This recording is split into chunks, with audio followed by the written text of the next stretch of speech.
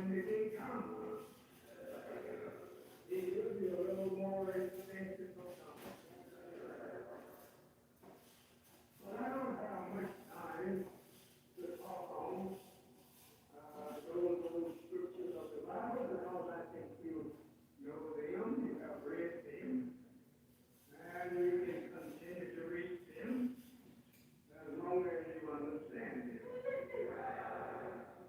But the Bible is the kind of book that if you don't understand what to read, you're headed directly to the vicious net.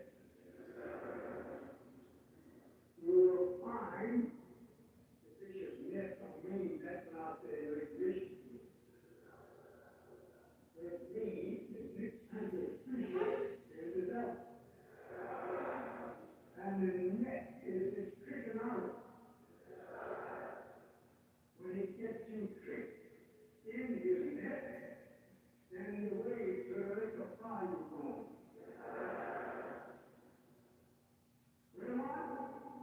Well, said you what is this one? This is what you came for. You know, what is Islam? You have never known what is Christianity. So you glorify that that's your religion, and that's Jesus Christ's religion. Jesus Christ never taught you Christianity. And you can't prove it. The Christ on the what is there means the first. The plural parliament means that the people believe it. But actually, you are in a religion, probably believing in a religion which is not yours. And it means a Christ coming at the end of that time. So the people who believe in that kind of religion, because Christ is the ethnic means of grace.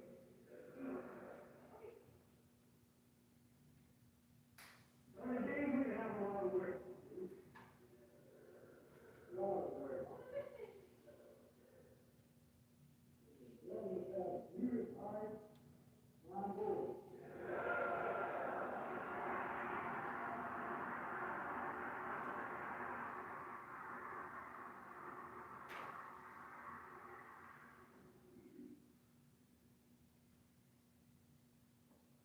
As I said, again and again, I will say, the first belongs to reference.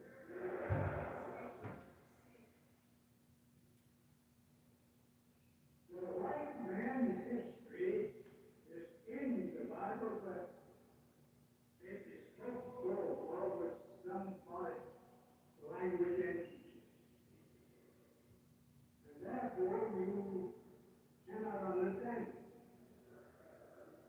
The beginning of the white man was the beginning of a murder. And the Bible teaches that. Cain slew two brothers. And the two brothers were killing each other ever since they've been on the planet. Right? Every few minutes,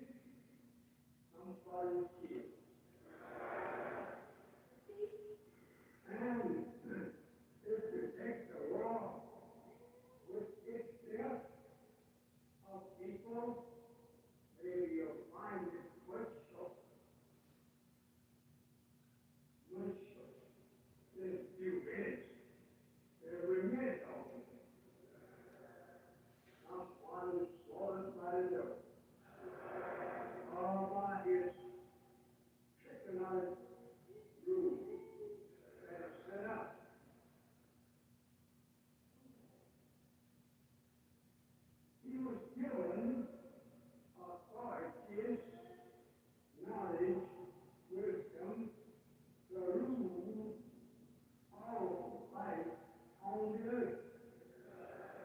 And you see it in there for 6,000 years. As Jesus said, and I agree with him, he said, God, but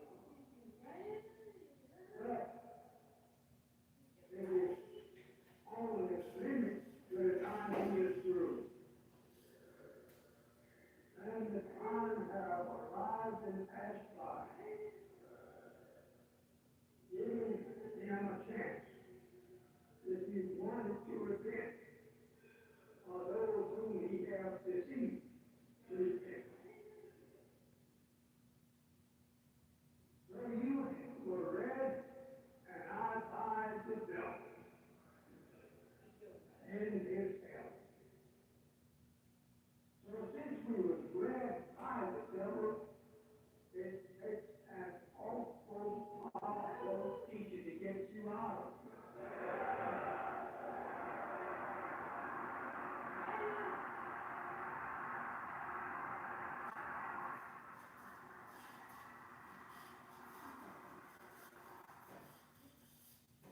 It claims that his number is the same as ours.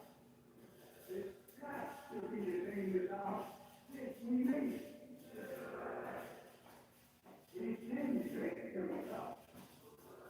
We made it. Oh, one teaches us that God of Islam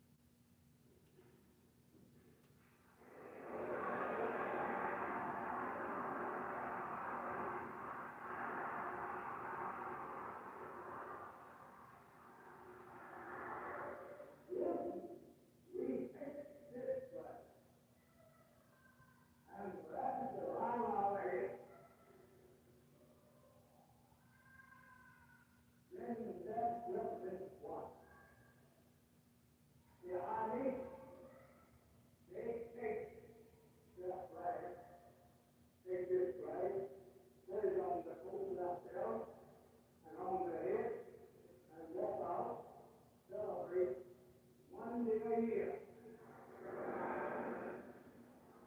with wearing this. Why don't he wear it every day?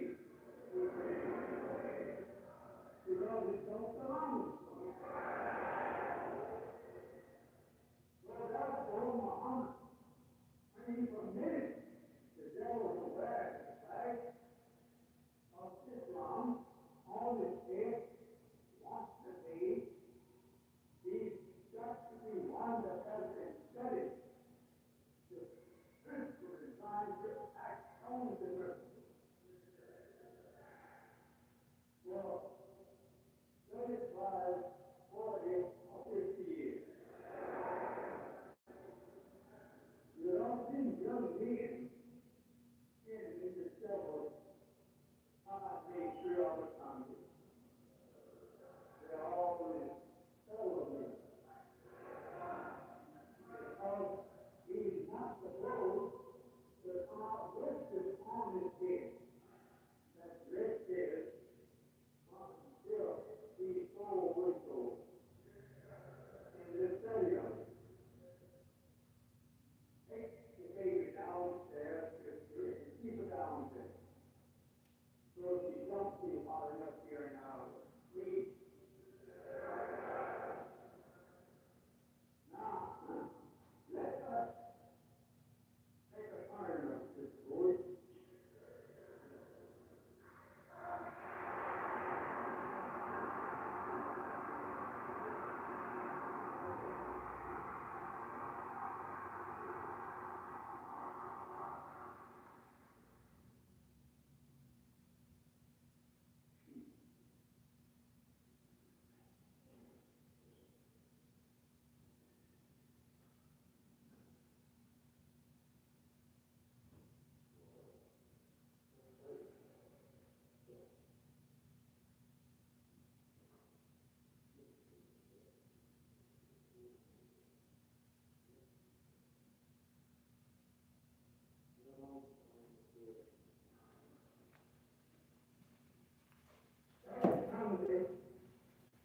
I think we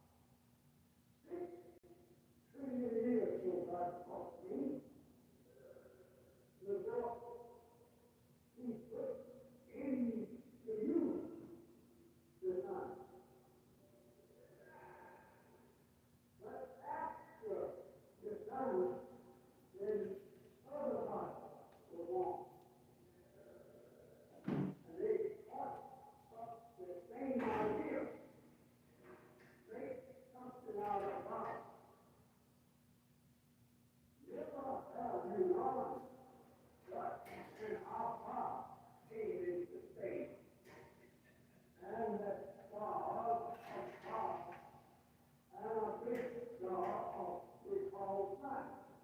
Nothing but a bubble pop. I want you to remember these things so that you don't make a mistake. This is God. Created himself out of matter in which still exists here. That he created out of the stuff of the space. How then can we declare that the fiery stars along with our sun were created out of space? Where did the fire come from? So today, everything is full of us. I'm full of fire. You are full of fire.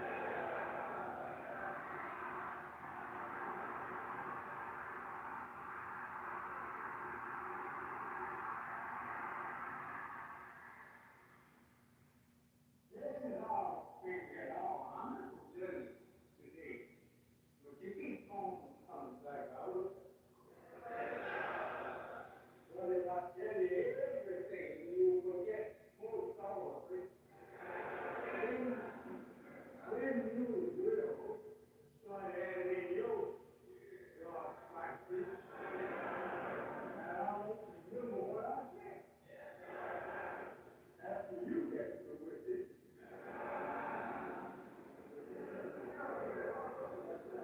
All this here are number six. From that which we begin to make the revolve as we walk, as he was Sunday. He made himself revolve. And then he caused whatever comes in the darkness, it will revolve like itself. And that he's done. We can't help from revolve. We are not set a perfect human being because actually our mind is not perfect. So this is our number here. What were we before that number? It was like this.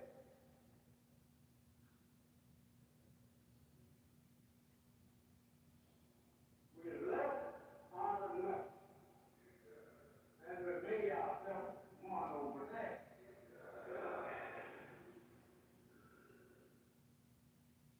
I'm taking my time over.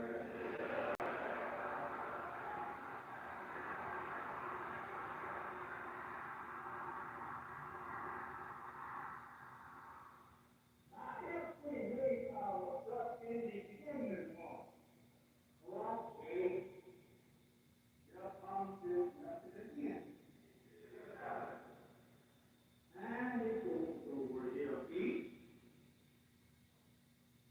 and here stands one over here. Well, now, if we say,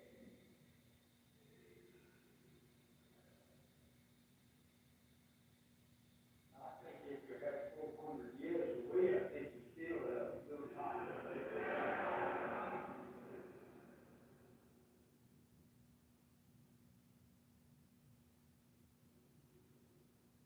If we were up for 400 years, whatever the time of Lazarus, if from nothing here, this one comes back and gets behind us, that makes that nothing there increases our tenfold, right? And the fourth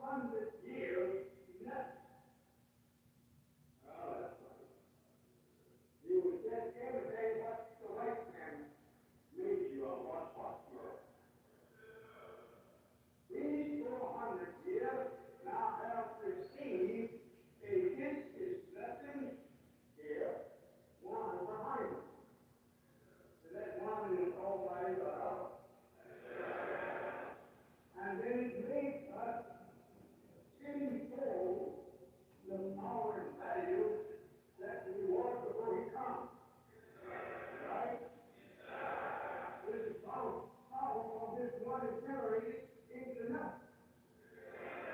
And they never become something. If I have moved this over here in front of that nothing, it still will keep this as a fraction of nothing.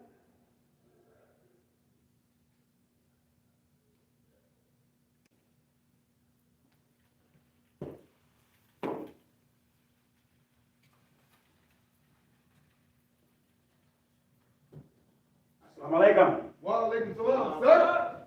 In the most holy name of Allah came to us in the divine person of Master Farad Muhammad, the great Mahdi, and the one God to whom all holy praise is due forever, the Lord of all the worlds.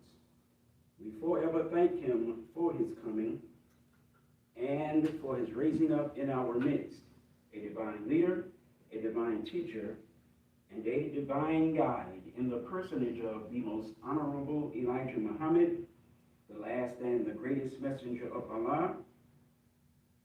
It is in their two great names that I would like to greet you once again, my beloved black brothers and sisters, in the nation of Islam's greeting words of peace in the Arabic language, which is indeed the original language of the original black man. Assalamu alaikum. Wa alaikum salam, sir. All praise is due to Allah for the most honorable Elijah Muhammad. Now, who can guess what I'm about to say? For those of you, and there should always be at least a few, who are unfamiliar with the greeting words Assalamu alaikum, they simply mean, when they are translated from the black man's language of Arabic into the white man's language of English, peace be unto you. Y'all all right? Yes, sir. Now, just think over what we have learned in just those few words. If you don't believe you learned anything in those few words because you're not going for that Muslim stuff, then just think over how much has been asserted, claimed in just those few words. We have made the claim that the black man's original language is the language of Arabic. Go ahead. Right away, you have an argument. Right away, you have a dispute. Come on. Because many who are in what is called the black conscious community would disagree, would dispute with the fact that Arabic is the black man's language. Go ahead. We have been made to believe by the fisher, in whose net we have been caught up in, that the Arabic language is the language of a light, bright, and damn near white people called Arab. Come on. Y'all listen. Yes, sir. But in the nation of Islam, when you accept the leadership, the teaching, the guidance, notice I didn't say when you accept Islam. Come on. You can accept Islam and reject the leadership, the teaching, and the guidance of the most honorable Elijah Muhammad. Are you listening to me? Sir. We are taught, and no Muslim will disagree. See how I went off on a tangent? We are taught, and no Muslim would disagree. I mean, no Muslim whatsoever. I don't care what your sect is, what your Islamic school of thought may be. We will all agree as Muslims, because the Holy Quran makes it plain all of the prophets taught one religion. All prophet that taught a religion different from any other prophet. Go ahead. All the prophets taught one religion, and that one religion is the religion of Islam. Go ahead. Now, I mentioned that to make a specific point, and that is Moses taught the religion of Islam.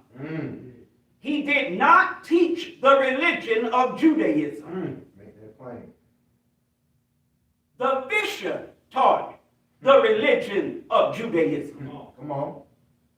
And all except the fisher himself, who believed in the religion of Judaism, are in the net caught up by the fisher with respect to the religion of Judaism. Come on. Teach. Moses taught the religion of Islam. Teach. And the Caucasian people to whom Moses taught that religion, Moses was not a universal prophet. Moses was not a universal prophet. Make that plain. Moses was not sent to all of humanity. Are you listening to me? Yes, sir. Moses was not given the mission to teach the whole of humanity. Moses, as the most honorable Elijah Muhammad teaches, notice what I said. I said, as the most honorable Elijah Muhammad teaches. Yes, sir. But you can accept Islam without accepting the teaching of the most honorable Elijah Muhammad.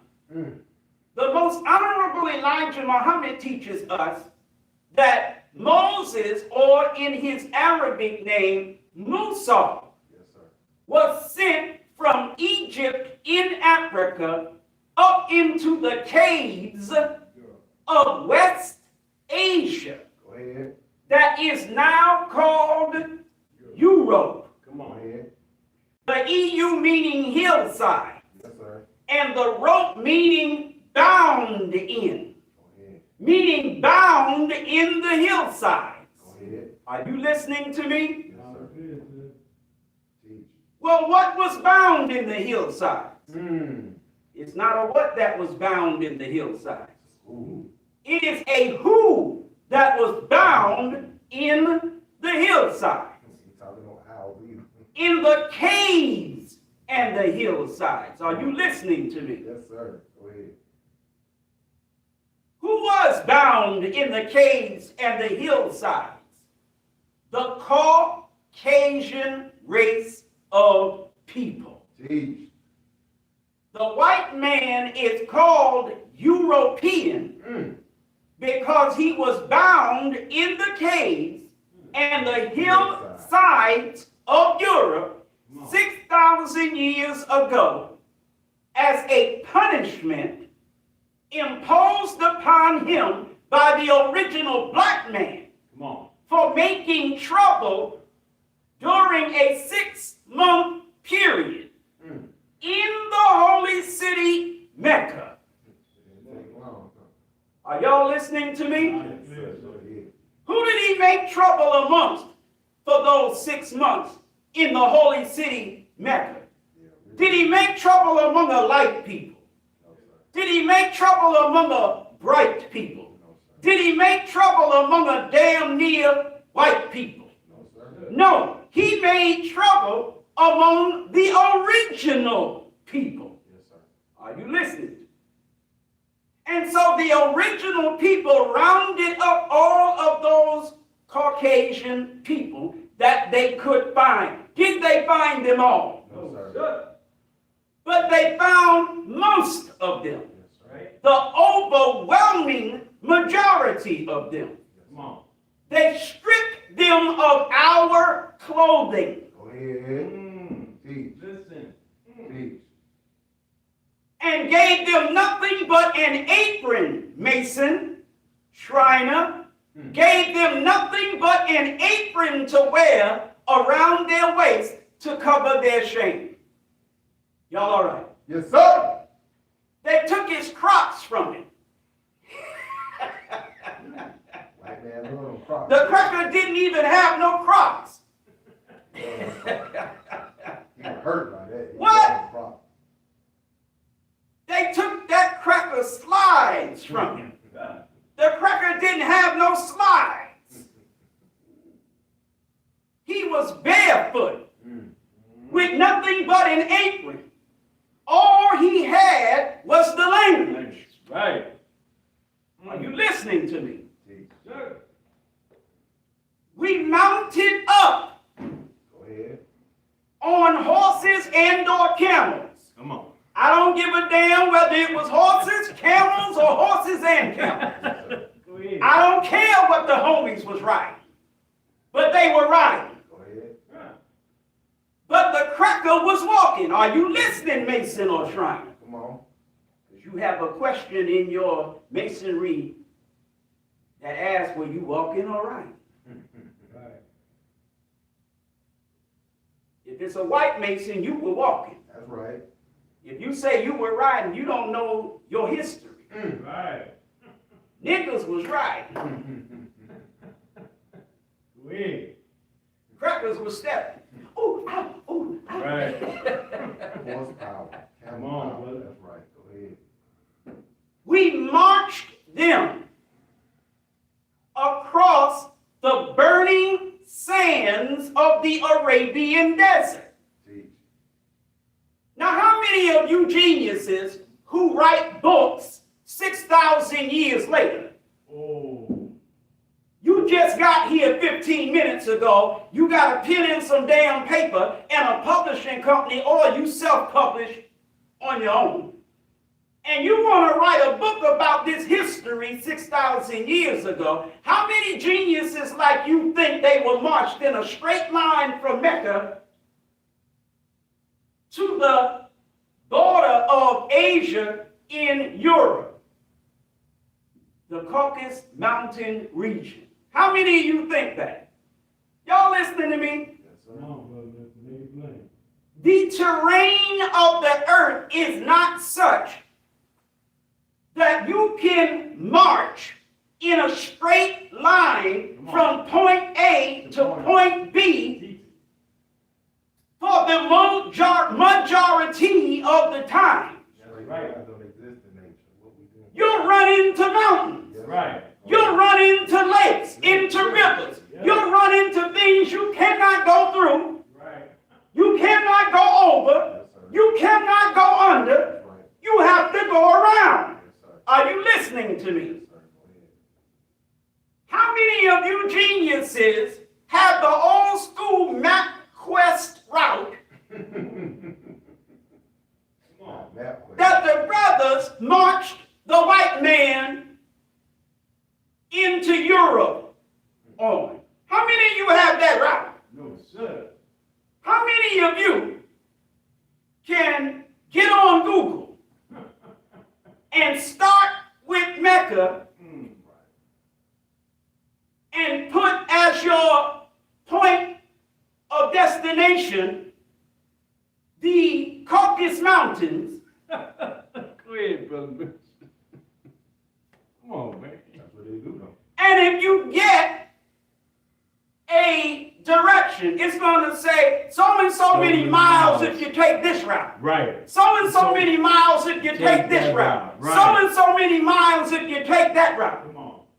How many of you can get any routes and say definitively this is the route they took?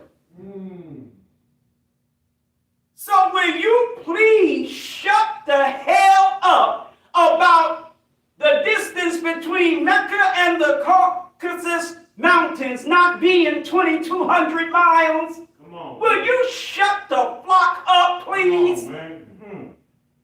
Damn! That's right. But see, you need to understand. There are three classes of people. I don't care how many billions of people you count. You can divide them into three categories. Go ahead. Come on. Believers, Come on. disbelievers, And hypocrites. and hypocrites. Come on, son. Now, there is a subcategory of those three categories. Mm. Are you listening to me? Mm. Or put it this way, Mm. two of the three categories actually represent one category and a subcategory of that one category. Right, go ahead. Mm. The believers are in one category all to themselves. Right. Mm. But the disbelievers can be divided into two categories of disbelievers. Wow. One is the category of having never believed. Mm. You a disbeliever who never believed. Right. From ding to dawn, Never disbelief. Right. Okay. But there's another class of disbeliever No. who between ding and dawn were in the class of believer and then went back after being in the class of believer to being once again in the class of disbeliever. Mm. Are you listening to me? Yes, sir. Mm. Also, Mm. that same category of disbeliever can be characterized by simply claiming to be in the class of believer Mm. with their lips, Yes, sir.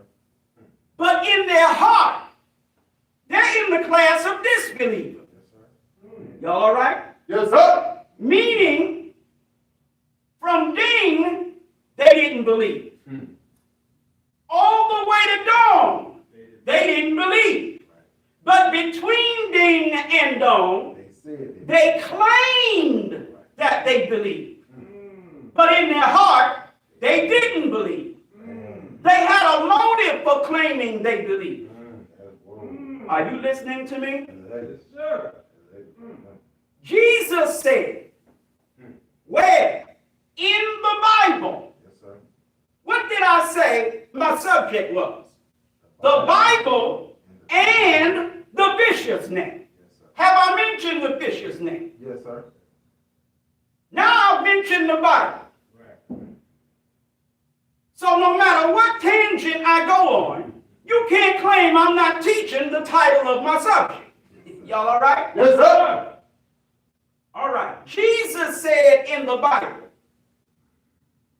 these are a people who worship me with their mouths or their lips, but their hearts are far removed from me. Mm. That places them in the category of hypocrite. The category of disbeliever who claims belief, Right. Right. but really disbelieves. Mm. Y'all all right? Yes, sir. All right. Come on. What else did Jesus say in the Bible? If it be the will of Allah, we're going to get into a lot of what Jesus said in the Bible. Because we got to talk about this Bible with respect to the bishop's name. Because as the most honorable Elijah Muhammad said, when you were complaining that the meeting didn't start at 2 o'clock, though we say it's from 2 to 4. And then when the video started at 2:30, all you was listening to was, all you heard was the messenger. Right. When the messenger said, and you didn't pick up on it because you were doing two things. One, complaining about the meeting not starting at 2, which you have every right to complain about. And that I wasn't preaching at 2:30, which you also have every right to complain about. Are you listening to me? Yes, sir. You weren't listening to the messenger. The messenger said the Bible is the kind of a book Come on. Yes, sir. that if you don't understand it, you're headed directly, Into.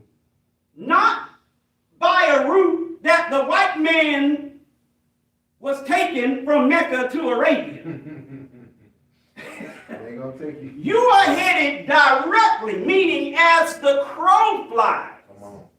Nothing to go through, nothing to go under, nothing to climb over, nothing to go around. Come on. You are headed directly to the fish's net. Yes, sir. Mm. I heard him say that. He said further, you will find that the fish's net is not that one out there in Lake Michigan. Go ahead now. For those of you who watch but don't come, Mm. we're not talking about that one out there in Lake Lanier or Alatoona. Go ahead. Go ahead. Go ahead. The fisher is the Caucasian, Yes, sir. the devil. Yes, sir. And his net is his tricknology. Go ahead. Talk black to me. Teach. And the number one place where you will find him tricking those who are in his net is his Bible, which he calls holy, but is poison. Go ahead. Are you listening to me? Teach. Sure. Poison because it contains the light of truth Yes, sir. from the author of truth, who is God himself. Teach. But that truth is mixed with the falsehood of the enemy of God, Yes, sir. the white race. The devil himself. Go ahead. It is mixed with the falsehood of the devil white race, Yes, sir. Teach. which seeks to hide the truth Come on. from the author of truth, who is God himself. Are you listening to me? Yes, sir. Easy life. Come on. No, that's right. Teach.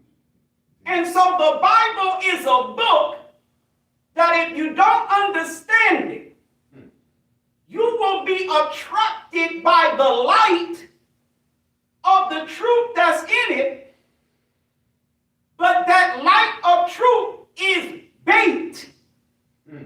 It is bait to get you hooked on the darkness of falsehood that the white man has added to it. Go ahead. Are y'all listening to me? Yes, sir. Teach. Teach.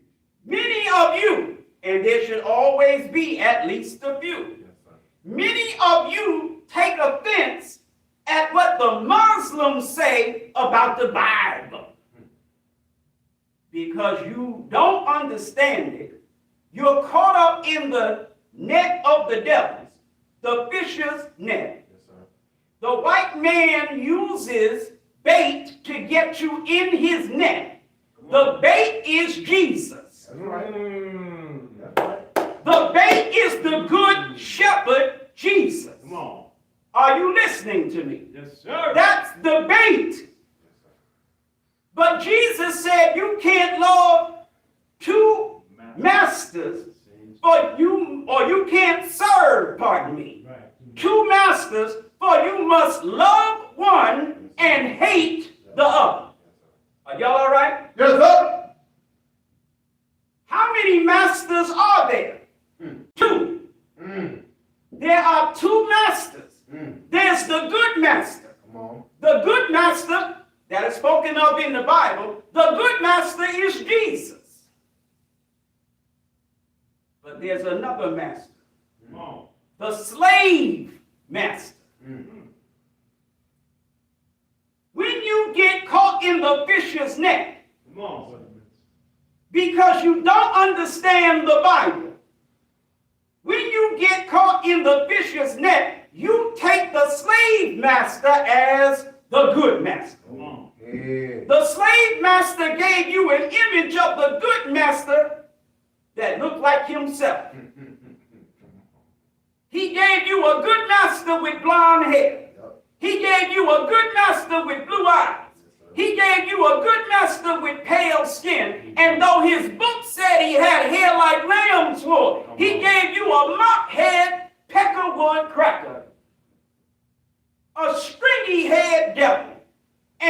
told you that was the good master. Go ahead.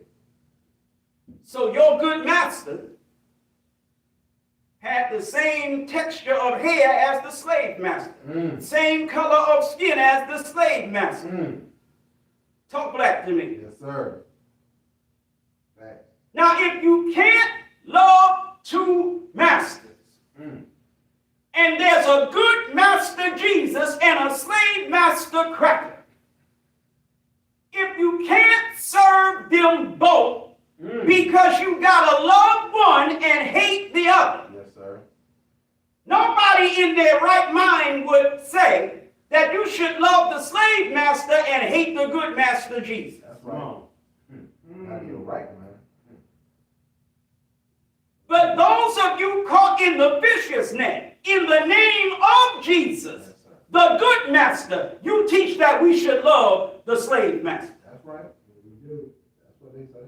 So you end up in Jesus' name serving the slave master, claiming you serving the good master. Come on. Y'all all right? Yes, sir. All right. The Bible and the fisher's net. Yes, sir. How do you not get caught up in the fisher's net? By understanding the Bible. Yes, sir.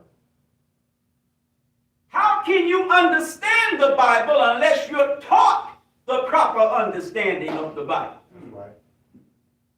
How can you have a teacher, right? Yes, sir. How can they know Yes. unless they have a teacher? Yes, sir. How can they have a teacher unless he be sent? Are you listening to me? All right. So as I said during this tangent, you can accept Islam Yes, sir. without accepting the teaching of the most honorable Elijah Muhammad. Without accepting as the teacher of Islam the most honorable Elijah Muhammad. Moses taught the religion of Islam. Yes, sir. But Moses taught that religion to the Caucasian white race, who, after making trouble among black, original quote-unquote Arabs, listen to me, they were rounded up and marched across the burning sands of Arabia Yes, sir. on a route that, when it was complete, was 2,200 miles. Come on. I don't know what the twists were. I don't know what the turns were. Come on. But I'm telling you, because God told you, Go ahead. it was 2,200 miles. Go ahead. That's right. Y'all all right? Yes, sir. Now, if you map a route that's 2,200 miles from Mecca and say it ends in India, that doesn't mean whatever you claim it means. It simply means that God knows better than you. Right. Go ahead. I'm trying to But you dispute what is taught by the most honorable Elijah Muhammad because you are in the category Go ahead. of disbeliever. Go ahead. Come on. Teach. Yes, sir. Not hypocrite, because you never claimed to believe in the first place, as far as I know. Yes, sir. But disbeliever. Yes, sir. Teach. Y'all all right? Yes, sir. A believer does not dispute what God reveals to and through his messenger, his prophets. Yes, sir. Are y'all following me? Yes, sir. Yes, sir. Because what separates the three categories of human beings, and there are only three, don't you come with a fourth or a fifth. There's three, that's it. You can reach up your anus and pull some itch out and try to come up with some more categories, but goddamn it, there's three. Go ahead, man. That's right. Now, what distinguishes the believing category from the two disbelieving categories are 5 and only 5, not 6, not 7, not less than 5, but 5 things. Among the billions and trillions of things in the universe, there are only 5 things that separate the only 3 categories of human beings. Wow. Deep. That's deep. They are called principles, Go ahead. Teach. not personalities, Go Mm. ahead. principles. Right. Principle number 1 Yes, sir. is to believe in Allah and His apostle. Yes, sir. 4,000 years ago, His apostle was Moses. That's right. Teach. 2,000 years ago, His apostle was Jesus. That's right. 1,400 years ago, His apostle was Muhammad of Arabia. That's right. But today, Come on. His apostle is the most honorable Elijah Muhammad. That's right. Teach. Teach. Yes, sir. Go ahead. Mm. But you can accept Islam without accepting that Elijah Muhammad is the man Come on. that defines belief in that principle. Mm. Are you following me? Mm. Sir. And you can claim that you are in the category of believer Mm. because you believe in Allah and you believe in the man who was his apostle, Muhammad of Arabia, 1,400 years ago. Yes, sir. Are y'all following me? Yes, Yes, sir. sir. Principle number 2, Yes, sir. and this is the one I've been tangenting to. Yes, sir. Principle number 2 is to believe in Divine revelation. divine revelation. Yes, sir. What is divine revelation? Mm. Divine revelation is knowledge, wisdom, and understanding that comes from the supreme being who we say is the black man of Asia. Go ahead. That is who supreme wisdom is from. Mm. If you God body, Mm. if you're Muslim, Mm. talk black to me. Yes, sir. It is the supreme being, the black man of Asia. Yes, sir. Who made the Holy Quran or Bible? How long ago? That's right. Will you tell us, why does Islam renew her history every 25,000 years? The Holy Quran or Bible is made by the original people who is Allah. That's right. Who is Allah? Go ahead. The original people is Allah. Come on. Wouldn't that be our Allah? Shut up. Yes, sir. The original people are Allah. You satisfied? The original people are Allah. The original people are the supreme being. That's right. Are you listening to me? The original people are the black people of Asia. That's right. That doesn't mean black people only of a particular geographical location in the Eastern Hemisphere identified by the devil, the fisher in whose net you're in, as Asia. Right. Africa is Asia. That's right. North America is Asia. Go ahead. South America is Asia. Go ahead. Australia is Asia. Go ahead. Even Europe is Asia. It's just West Asia. Yes, sir. Mm. The whole earth is Asia. Come on. Go ahead. Are you listening to me? I'm clear, sir. Yes, sir.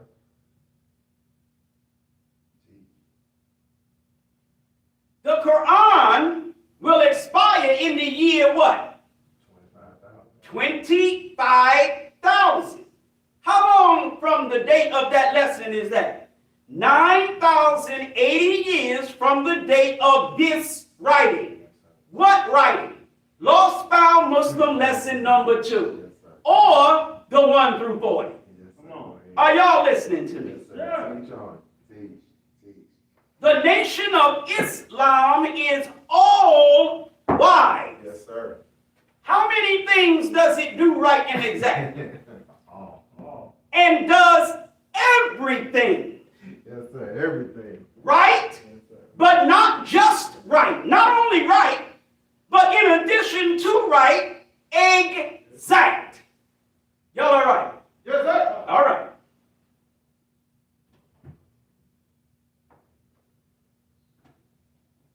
The Nation of Islam is all wise. How much wisdom does that not encompass? All. Oh, All right. All wise. So there is no wisdom over here Sir. that the Nation of Islam has missed. Come on. The Nation of Islam is all wise and does everything right and in addition to right and exact. How many of us feel the handcuffs that I'm putting on you? Uh-oh. Sir. Couple more, brother. Couple more, brother Minister. There are those of us who claim the supreme wisdom, Uh-oh. but reject divine revelation. Talk black to me. Oh, yeah. Reject the Bible. Reject the Quran in the name of a lesson that claims the Bible and claims the Quran. Talk about it. If you dispute anything of the truth of the Bible or the Holy Quran, you are at the same time disputing the lesson that you claim is supreme in wisdom. go ahead. That's right. Y'all listening to me? Loud and clear, sir. Teach. The lessons lead you to the Bible. That's right. The lessons lead you to the Holy Quran. Right. That's right. Teach. That's right. All day. If you don't know Bible and Quran, your cipher is not complete. Go ahead. Go ahead.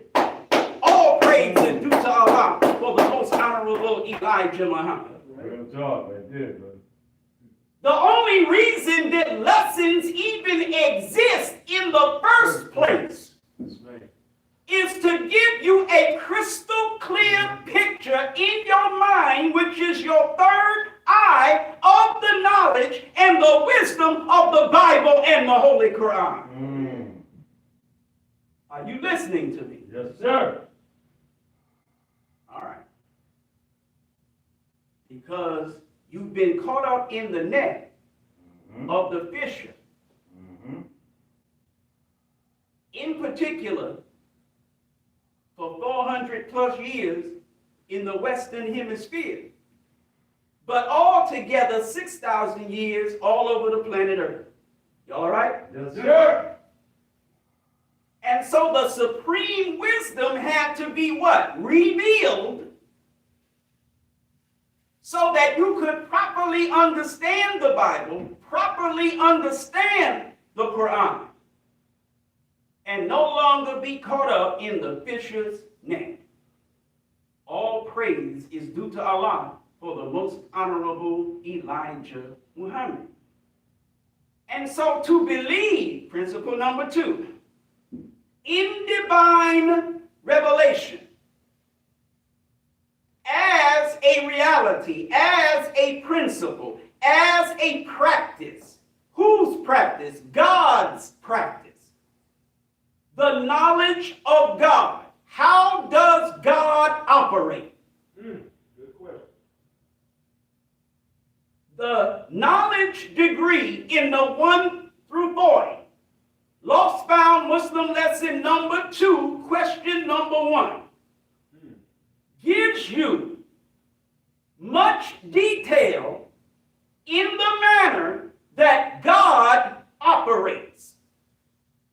Are y'all listening to me? Yes, sir. It's one thing to say, look, I'm God. Right. It's one thing to say, hey, yo, the black man is God. Right. It's another thing to know how God operates. Yes, sir.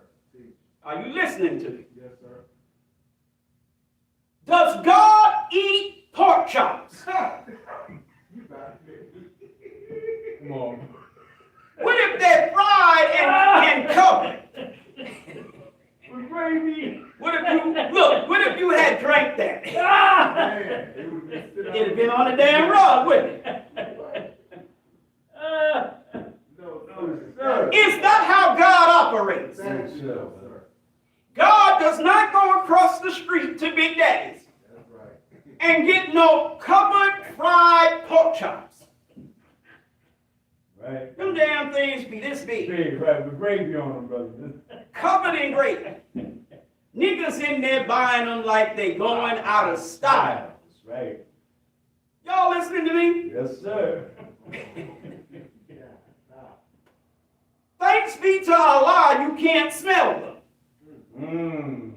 Oh, Or I wouldn't even go up in there. come on, brother. Y'all listening to me? Yes, sir. Go ahead, teach.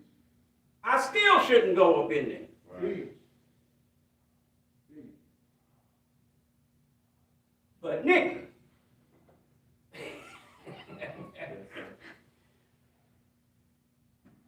if you want to be totally by the book, as a Muslim, you are not supposed to go into any establishment Teach. True. that serves That's true. the divinely prohibited flesh of the swine. Teach. Yeah, make it impossible, man. Impossible, bro. Y'all all right? Yes, sir. All right. You should be eating home cooked food, Teach. Yes, sir. right? Yes, sir. Yes, sir. The 14th degree in the 1 to 14. Lost Found Muslim lesson number 1, Teach. question number 14. Uh-oh. One of the 7 units Black woman, that's right. of one of the members of the black family, the woman, Yes, sir. the family being man, woman, child. Yes, sir. Teach. The woman is the one who's supposed to feed you. Are y'all listening to me? Mm-hmm. All right. But in message to the black man, the messenger explains that we don't love our woman. We don't respect her. We don't protect her. We don't elevate the black woman. But he also said, black woman, you don't love your black man as you should. Y'all still listening? You don't love your man as you should. And so black, male, female relationships are in the toilet. Say that. Talk black to me. I don't want no scrub.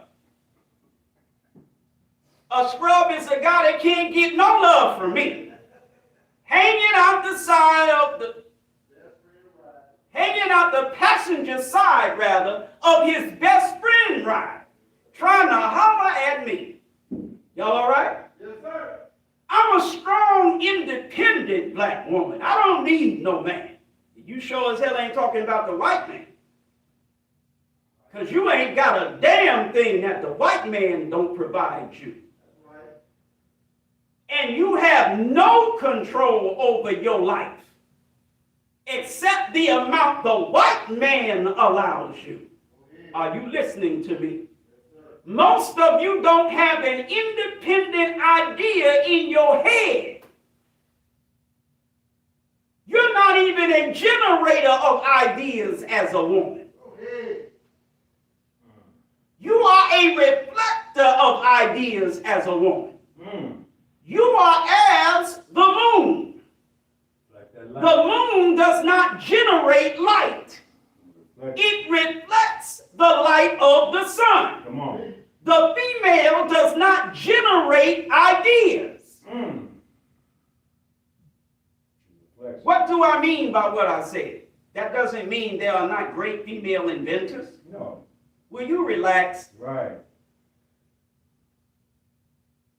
Words have meaning. That's why they matter. They have meaning. Now, you heard what I said, but what did I mean by what I said? Mm-hmm. It's not that you're incapable of being an inventor. It's not that you are incapable of figuring out something that we can't figure out. You do it all the time. Right. All day, brother. We'll be struggling with something, and our wife will say to us, well, why don't you just... Do such and such, right? Like, oh, hey. And then you'll get the biggest keg of hater-aid that you can find. Because you've been struggling with this all this damn time, Yeah, and here she comes with the answer. with herself, Yep. talking about, well, why don't you just... She figured it out just like that. Yeah. Mm-hmm. And you're like, oh, I hate you. Happens all the time. Yep. So the messenger said of the black woman is sometimes we need to listen to our wives. That's a fact.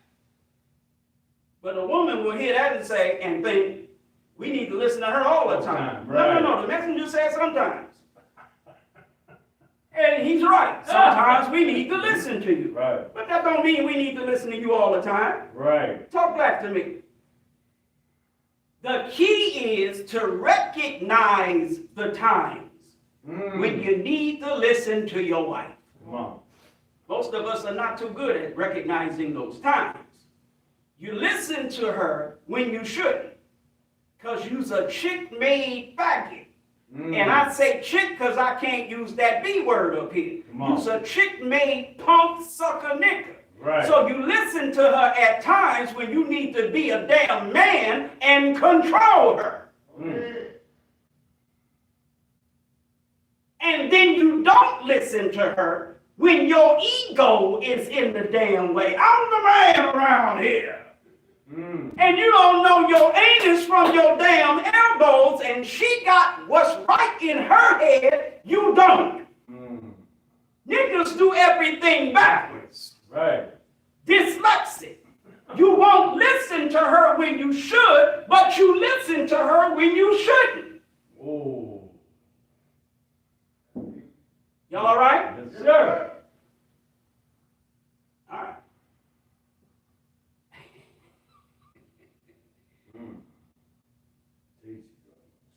So we don't love our women. They don't love us because the devil has sown hatred for us, or in us for each other. Are y'all listening to me? Yes, sir. So you end up in these establishments trying to find something to put in your belly because you don't have home-cooked food by a woman who is on her square. When a woman is on her square, there is no source of nutrition that you can find that equals or surpasses her. I agree. She knows exactly what to put in your mouth to go down your belly. Are you listening to me? It's real. And she makes sure that you are properly fed, aka nourished. Y'all all right? When you are attempting to secure nourishment for yourself as a man, you out of your lane. You are out of your lane. You need to stay in your lane. That's her lane. There has never been a time in any marriage that I have had that when my wife said, get out the kitchen, You ain't get out, right? Come on. that I didn't submit and get the hell out the kitchen. Yep.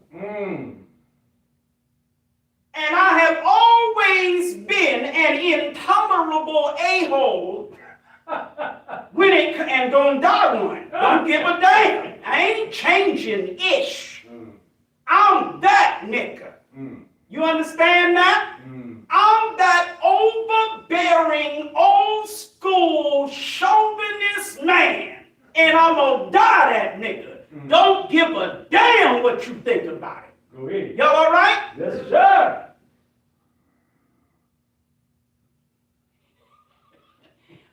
believe in slamming mines on the table. Bow! What? Slamming your what? I can't tell you up here. Go ahead. I believe in hanging them all over the damn house. You can't look nowhere in the house without seeing them. I'm that nigga, god damn it. But when you tell me get out your kitchen, yes ma'am. Yep. Go ahead. Go ahead. That's right. Go ahead. Because that's a time Yes, sir. that if you're wise, Yeah. you need to listen to your wife. Yeah. That's your lane. Yeah. I'm not trying, if I'm in my right state of mind, I'm never trying to interfere in your lane whether I'm the man or not. Right. That's your lane. Mm-hmm. Y'all all right? Right. So I'm not fighting with you over no daughter. Mm. My word is bond to Master Farad Muhammad. I'll put a bullet in your goddamn brain over my son. Teach. But my daughter, Teach. that's your lane. I'm not messing with you over that. Teach. Y'all all right? Yes, sir. All praise is due to Allah for the most honorable Elijah Muhammad. Nobody heard what I just said. Teach. Wow. Wow. Not if you love your daughter, how come you don't this? Right. Because I love my daughter, jackass, I don't this. Right. Y'all all right? Yes, sir. Teach. God. That's your lane. But my son, nigga, that's my lane. Yes, sir. And if you won't get out of it when I tell you I got something for your brain, Go ahead. you listening to me. Teach. I'm that nigga. Y'all all right? Yes, sir. All right. Let's go. We talking about the Bible and the fisher's net. God does not eat covered fried pork chops. That's not the way God operates. No, sir. Come on. We get down like that. God does not neglect his duty. Mm-hmm. The Holy Quran says throughout, keep your duty To Allah. to Allah. Now the to Allah will get you in some problems. I don't give a damn about the to Allah when it comes to the point that I'm trying to make right now. The Holy Quran stresses duty, First. duty, duty, duty. Are you listening to me? Yes, sir. The to Allah is only a specific aspect of the stress of duty that the Holy Quran deals with. But duty is something that is stressed, period. Y'all listening to me? Yes, sir. That's why the Holy Quran says, be faithful to your trusts. That means when you are given a trust, Come on. you have to be faithful. In other words, you must keep your duty. Are you listening to me? Yes, sir. All right. Well, what is a trust? A position of leadership. Teach. Y'all listening to me? Yes, Yes, sir. sir, brother. Wow. As a husband, you have a trust, a position of leadership. And you must keep your duty where that position is concerned. Same thing as a wife. Y'all all right? Yes, sir. Whatever position of leadership and or authority you have, that is a trust that imposes upon you a duty that you must keep. Talk black to me. All right. God is not unfaithful to his duty. So in the lesson, we have asked the question, what is the duty of the civilized person? Come on, brother. To teach. Uh-oh. Mm-hmm. To what? Teach. Teach. Teach what? Teach who? Mm. To teach civilization to the uncivilized. Mm-hmm. Right or wrong? Right. When we marched the white man up into the caves of West Asia that is now called Europe, he went savage and lived in the caves. Right or wrong? Mm-hmm. For 2,000 years, the white man was a caveman. For 2,000 years, the white man went almost, if not totally, butt naked. I didn't say stark naked. I said butt naked. That's really naked. Right. Butt naked. He grew hair all over his body, him and his woman.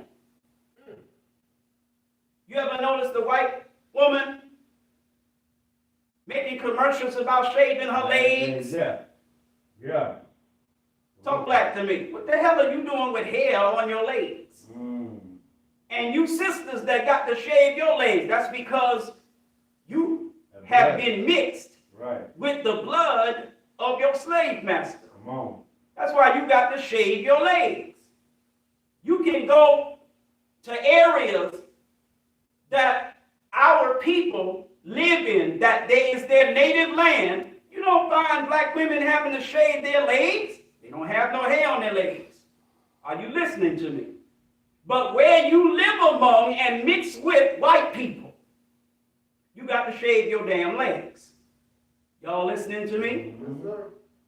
Because you mixed your blood Mm-hmm. with your enemy slave master's Come on. children. Come on, brother Lynch. They grew hair all over their bodies. They Right. started walking on their all fours. They even lost the one thing we didn't take from them, which was the language. Mm. When they communicated, it was in grunts. Oh. This is how white folks talk. They didn't have a language. Mm. 4,000 years ago, the white race didn't have a language. Say it. Mm. There was no Indo-European language family. Oh, yeah. Mm. There was no language family, period, from white folks. Talk black to me. Moses went up there and started teaching the white race how to build a home for themselves. They were living in caves, not homes. Mm-hmm. How to live a respectful life. Some. They were savages. Mm. Brute, beast, savages. They ate their food raw. They didn't have knowledge of fire. Moses literally had to teach the white race how to cook their food. Because they didn't eat their food cooked. They ate it raw. They didn't know fire. Are y'all listening? Yes, sir. They didn't know anything about sanitation. They were filthy. I mean, filthy. Many of them are to this day. That's real. That's real. They didn't know anything about cleanliness, sanitation, Hygiene was off. It's real. no, nothing about hygiene. They didn't bathe. Come on. Talk black to me. Split splash. I was taking the bath. No, the hell they weren't. Not even on Saturday night. Yeah. Mm. They were filthy devils. Musa had to teach them civilization, how to live a respectful life, how to build a home for themselves, right? Right. But there was one other thing he needed to teach them, which was some of the forgotten Trick knowledge. trick knowledge that their father, Yaqub, taught them. Come on, bro. Teach you lies. Well, what was that? Devilishment. What kind of devilishment? Telling lies, How to rule. stealing, and how to master the original man, the black man. Talk black to me. Mhm. But why was Moses sent to civilize the Caucasian race? You say, well, they had to fulfill their time of rule of 6,000 years. Okay, you got that. But the most basic and fundamental reason Musa was sent to the Caucasian race is because the duty of the civilized person is to teach civilization to the uncivilized. Mm. That's a duty. That is how God operates. You are never left to be uncivilized. You are never left just alone to fend for yourself when it comes to knowledge, wisdom, and understanding. Mm. You are never left without guidance. Mm. Are you listening to me? Loud and clear, sir. Now, that doesn't mean there is no time when you don't have a guide. Right. I didn't say there never is a time when you don't have a guide. I said you are never left Alone. without guidance. Come on, brother. Minister. I didn't say you are never deprived of guidance. Mm. But even when you are deprived of guidance, Come on. you're not left in that condition. At some point, you are provided guidance. Mm. That is how God operates. The white man was deprived of divine guidance as a punishment for making trouble amongst us in Mecca 6,000 years ago, over that 6-month period. So for 2,000 years, talk to the hand, Right. no guidance. Mm. Talk to the hand. 2,000 years. So without divine guidance, the white man went savage, Mm-hmm. living in the caves of Europe. Mm-hmm. You with me? Mm-hmm. But after that 2,000-year period, the civilized person, Allah, God, the black man, sent Moses Right. Mm. to civilize the white race. Mm-hmm. Mm. That's how God operates. There are other ways that God operates. But for the purpose of dealing with principle number 2, we're dealing with that way that God operates. Mm. God does not leave it up to us. You can talk that I'm God stuff all the hell you want. Mm. Nigga, you was God when you was eating covered pork chops. You was God when you was cleaning chitlins. You was God when you was boiling chitlins with your fingers clamping your nose because you couldn't stand the smell of the damn chitlins. You were God then. Right. You were God when you were selling the chitlins and saying unclean chitlins so and so much per pound. You were God when you cleaned the chitlins and sold them and said clean chitlins so and so much per pound. Come on. You were God then. Mm-hmm. Y'all all right? Yes, sir. You were God when you were in chains in the bottom of ships that the white man sailed you from Africa to America in. You were God then. Go ahead, brother. You were God when you strayed away from civilization and lived a jungle life. Come on, bro. You were God then. Talk black to me. Mm-hmm.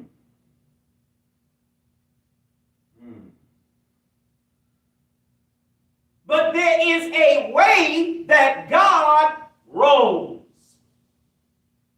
God has a specific swag. He got a way he get down. Mm. And one of the principal ways that he gets down is he provides you with guidance. Mm. And when he provides you with guidance, Come on. it is at a point, at a time, under the circumstances that you just can't continue with your own thinking. In other words, you done thought yourself into such a hot mess that only his guidance can get you out of. That's when God steps in. All right, nigga, enough. Enough. This is what we've been to do right here. That's when you get divine revelation. Makes sense. You are given the opportunity to do you, Right. or what you think is you. Right. You're given that opportunity. Yeah. Free will. You check yourself. You're given enough rope to hang yourself. Right. And while you're hanging, You coming that's when God steps in with the knife. What knife? Divine revelation. And cut your stupid ASSS to hell down. Talk black to me. Make it make sense, brother, man. It's real. So we are taught that every 25,000 years, 24 black men get together on a project. Niggas. There is a project every 25,000 years. And there are 24 black men, males, none of them females. 24 black men. They are called scientists. They have or take on that project. What is that project? To put together a history of the black nation. But it's not to commit to writing the 25,000 years of history that has taken place. It is to put together the next 25,000 years that is going to take place. And you need some high mathematics in order to do that. Are y'all listening to me? Loud and clear, sir. It is done by examining the thinking of the people currently. Are you listening? Based on what is on the minds of the people, you predict accurately, mathematically exact, the major events that are going to take place among the people for the next 25,000 years. Come on. In other words, I can see from just checking you right now, I can see what's going to happen. I didn't say what's about to happen. I'm in Atlanta. What's finna happen? What the hell's wrong with you? Speak the language. What's finna happen?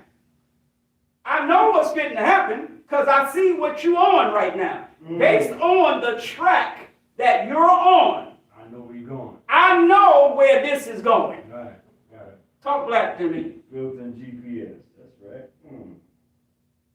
This is the path that you're on, and for the next 25,000 years, this is where it's going to lead. Teach.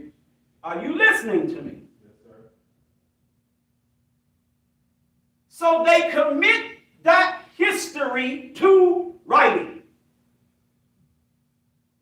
12 of those 24 are in a higher class than the other 12. And so 12 of them, all of them scientists, but 12 of them are major scientists. Mm-hmm. The other 12 are minor scientists.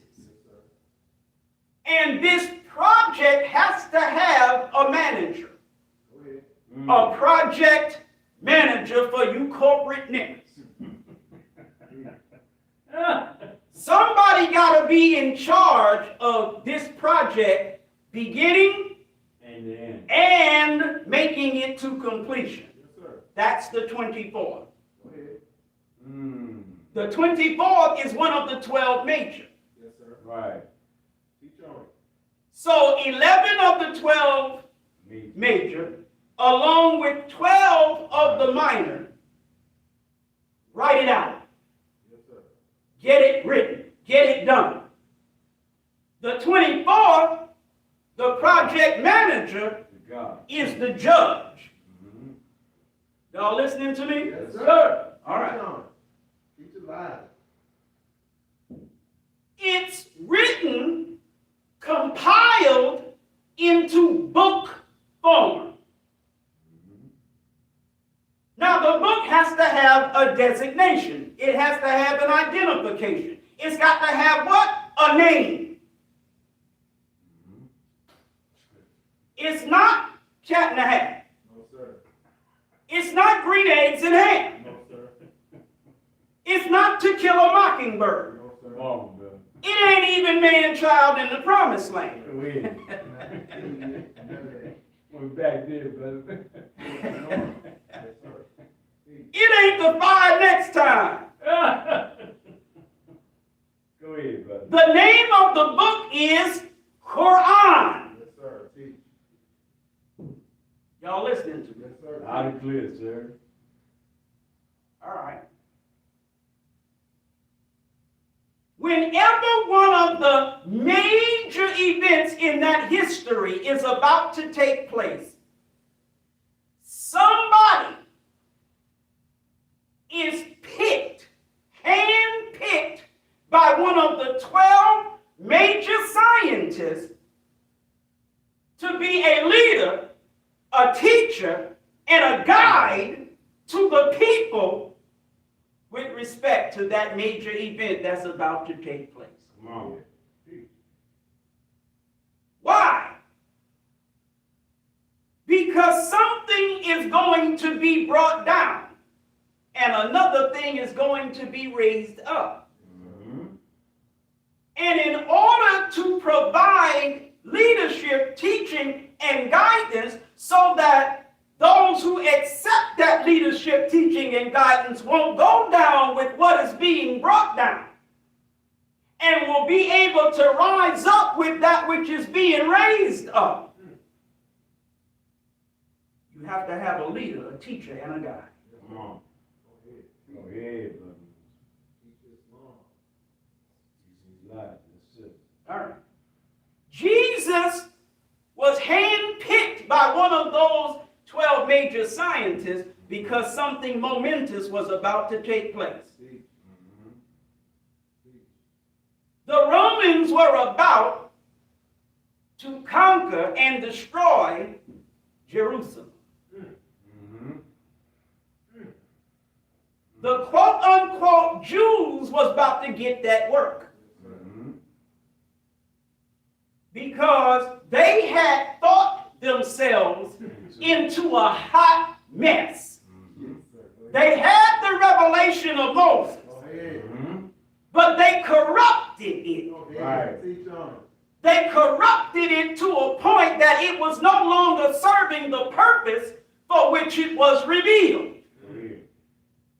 It was supposed to keep them out of a hot mess. Yes. Put him in. Right. Got But it. they were in a hot mess with divine revelation. Wow. Right. Bear witness. Y'all all right? Yes, sir. Yeah. Mm.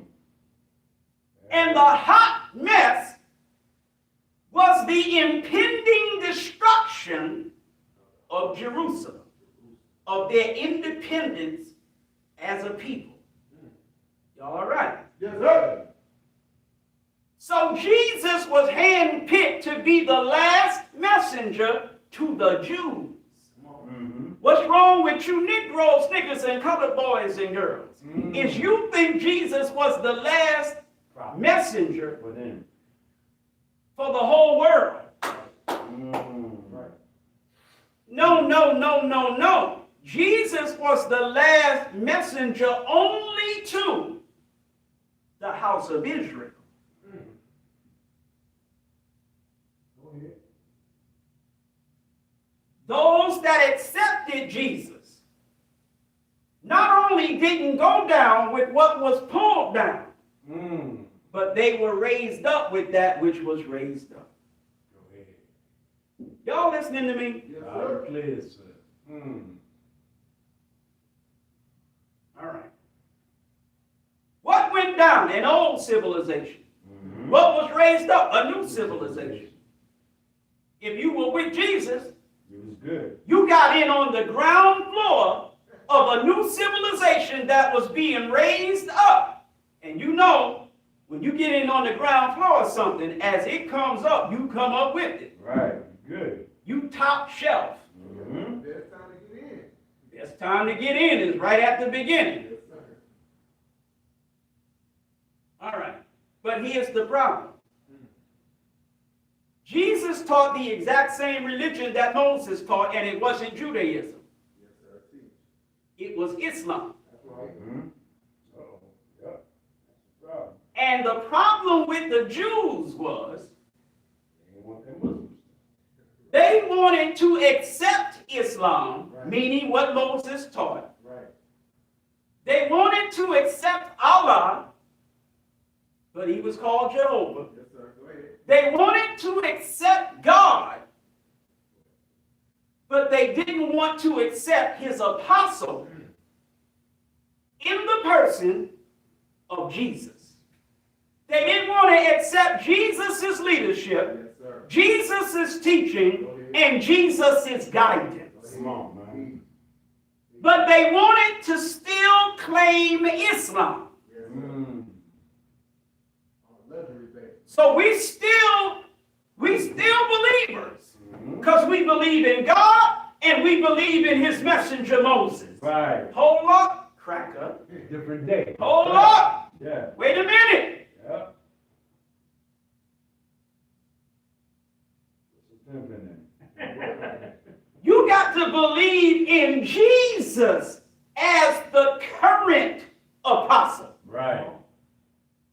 Because Jesus, the Bible says, did not come to destroy The law the law of Moses. Come on. or the prophets Right. that was sent with that law. Right. But he came to fulfill what Moses and the previous prophets Yeah. brought. Come on, man. Yes, sir. But you gonna take Jesus, pull him out of line. Slice them up, right? Mm-hmm. You know how when there's a line of people and you go and tap somebody on the shoulder Say, come here. and they look and Yeah, you come here. Yeah. you pull them out the line. Yeah. You gonna take Jesus out the line of divine, Man. Put him to the side. Yep. pull him to the side, Mm-hmm. separate him from all the previous prophets and the God of those prophets. Right. And say, no, I'm with Moses and the ones after him. Right. You, Jesus, you step out of line. Right. No, cracker, you out of line. Right. Right. Jesus is in line. Mm-hmm. So now you have become a disbeliever. That's right. Not a hypocrite, Right. a disbeliever. Yes, sir. You was already a hypocrite. Right. But once we raise up Jesus, though you've been a hypocrite, you're given a clean slate But if you reject Jesus, now you're a disbeliever. If you claim to believe in Jesus, but your heart doesn't really have belief in it, you're a hypocrite. Right. But if you just accept Jesus, you're good. Right. But if you reject Jesus, you reject God. If you reject Jesus, you reject Islam, Right. which is the true religion of God. You can call it Judaism if you want. Right. But whatever you call it, you have rejected the God of it and you have rejected the it. So Are you listening to me? loud and clear? Because Islam has 5 principles. Come on. God's religion has 5 principles. Come on. And you can claim his religion is not Islam, but you can't claim that the 5 principles are not principles of God's religion. Belief in him, God, and in whoever he sends, whoever he handpicks to lead you, teach you, and guide you. That is a principle of God's religion. Come on. That's his swag. That's how he rolls. That's how he get down. That's the way God operates. Are you listening to me? Loud and clear, sir. If you don't accept the way God operates, you are categorized as a disbeliever. And so if God reveals that we ran the devils over the Arabian desert, it was 2,200 miles. And you say, no, that's not true, because it ain't 2,200 miles. You're saying that because you're a disbeliever. In order to, you have to accept that God sent a messenger to tell you how many miles we will march the white man from Mecca into the Caucasus Mountain region of Europe. Y'all listening to me? Yes, sir. So when a messenger is raised, you don't get to dispute what that messenger teaches from the mouth of God himself. Unless you don't believe in that God and you don't accept the way that God operates. You want to do you, or what you think is you. Right. Talk black to me. Come on. Thank you. Yes, sir.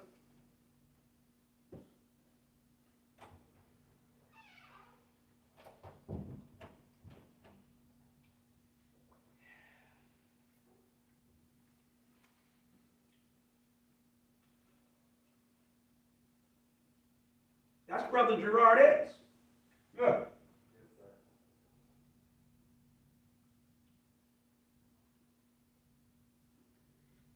So if you watched the interview that Killer Mike gave on Shannon Sharp, Club Shay Shay, which I don't watch. Just catch the highlights on YouTube, brother. Now, if Minister Kevin is going to be on Club Shay Shay, I'll watch it.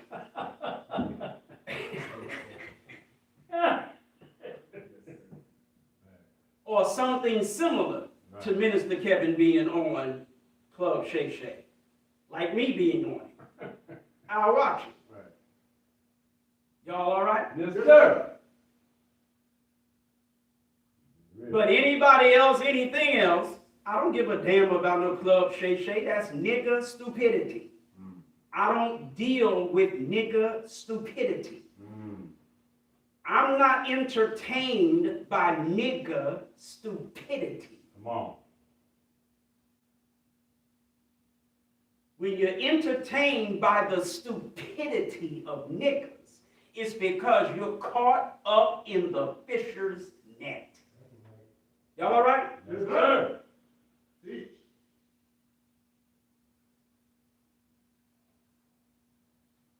But he sent, he who? Killer Mike. Sent Brother Gerard X a clip of his interview on Shannon Sharp's Club Shay Shay. Well, why did he send it to him? Because he mentioned him. He said, in answer to a question that Shannon Sharp asked him. Well, what did he ask him? He asked him, what was it like being on the Dave Chappelle show? So Killer Mike is telling him what it was like, that experience of when he was on the Dave Chappelle show. How many people are listening to what I'm saying? Well, why did he mention Brother Gerard X when he was telling Shannon Sharp about being on the Dave Chappelle show? Because Brother Gerard X was on the show with him, performed with him on the Dave Chappelle show. Same brother just handed me that water. He was on the Dave Chappelle show with Killer Mike. Y'all listening to this? Yes, sir. Okay. So he said, I was on the Dave Chappelle show. We were on the Chappelle show. My good friend Gigi McGee, who has joined the Nation of Islam. Shout out to Gigi McGee. He's now Brother Gerard X. Now that was the third time in the past year he's done this. Are y'all listening to me? Yes, sir. But the chairs are empty. Even Brother Gerard X ain't sitting in one right now. The chairs are empty. Right.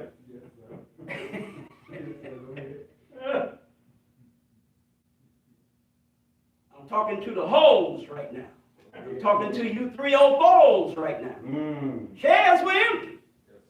Now, the time before that, he was on the Breakfast Club. Talking to, no, not the Breakfast Club. Charlemagne the God was on his podcast. Right.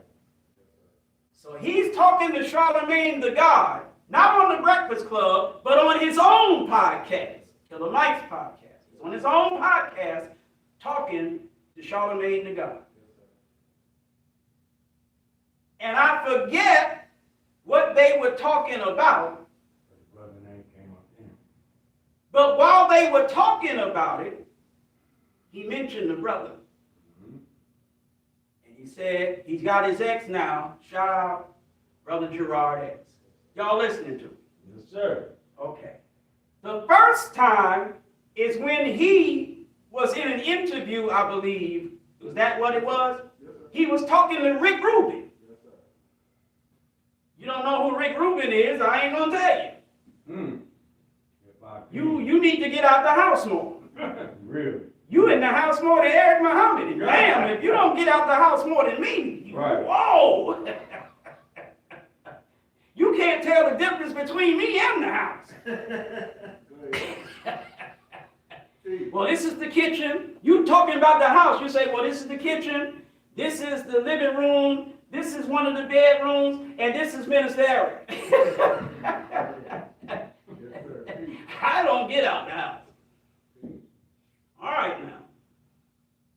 So he's talking to Rick Rubin. And Rick Rubin is asking him about how he got started. No, he asked him, how did you get the name Killer Mike? So he explains it. I was with a group called what? Unruly Scholars. Unruly Scholars was the rap group. Yes, sir. Brother Gerard X was one of the rappers in that group. Y'all listening to me? Yes, sir. Yes, sir. They were in the studio one week, Yes, sir. putting it down. Yes, sir. Got into a rap battle with who? Oh, man, that was a while ago. You don't even remember. Got into a rap battle with some other niggas. Killer found out about it. He wasn't satisfied with how it went. So he went down the next week and put it down. In other words, killed the mic. And that's how he got the name Killer Mike. Killer Mike. Okay. I mean, that is literally no lie, no exaggeration, like you say in the street, no cap, that's how he got the damn name. Because Brother Gerard X, G.G. McGee, with the group Unruly Scholars, which Killer Mike was part of, got into a rap battle, and Killer Mike went and put it down the next week. So they was like, damn, he killed it. And so they gave him the name Killer Mike. Y'all all right? Yes, sir. All praise is due to Allah for the most honorable Elijah Muhammad. Go ahead. But the chairs are empty. This is why I don't pay no attention to you silly hoes. Right. I don't give a damn about you clowning me. I will respond, but that doesn't mean I care. Right. It simply means I'm not going to let you get away with that. Y'all all right? Come on, brother minister. You slap nigga, I'm slapping back. Right. Y'all all right? Yes, sir. All praise is due to Allah for the most honorable Elijah Muhammad. That's why when I'm talking about Brother Javon, I'll just say Brother Javon. If I'm talking about Brother Shaheed, I'll just say Brother Shaheed. But I tease Brother Gerard, I always say Brother Gerard X as a way to tease him a little bit because he constantly getting shouted, so I make like I'm shouting him too.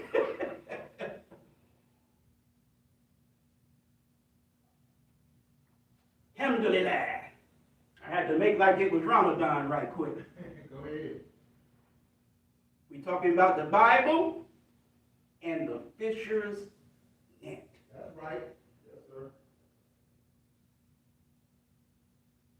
When you dispute anything that was revealed by Master Farad Muhammad to black people through Messenger Elijah Muhammad, you are now in violation of principle number 2. Come on. Are you listening to me? Go ahead. So when you say things about the life-giving teachings of the most honorable Elijah Muhammad, when you say things about it like you eat the meat and spit out the bones, nigga, what the hell are you talking about? Come on, man. Ain't no damn bones in what the messenger teaches. If you spit anything out, you spitting out meat. Yes, sir. There is no bones. The teaching of Elijah Muhammad is filet mignon. Yeah. Ain't no goddamn bones, nigga. Go ahead. Talk black to me. Come on. Premium cuisine. Yes, sir. See. What Elijah Muhammad teaches, 100% of it, was revealed by the Nation of Islam, which does everything, including revealing knowledge, wisdom, and understanding, right and exact. Yes, sir. See. You don't get to spit none of that out. See. Y'all all right? Yes, sir. All praise is due to Allah for the most honorable Elijah Muhammad. When you spit any of it out, you now get categorized as disbeliever.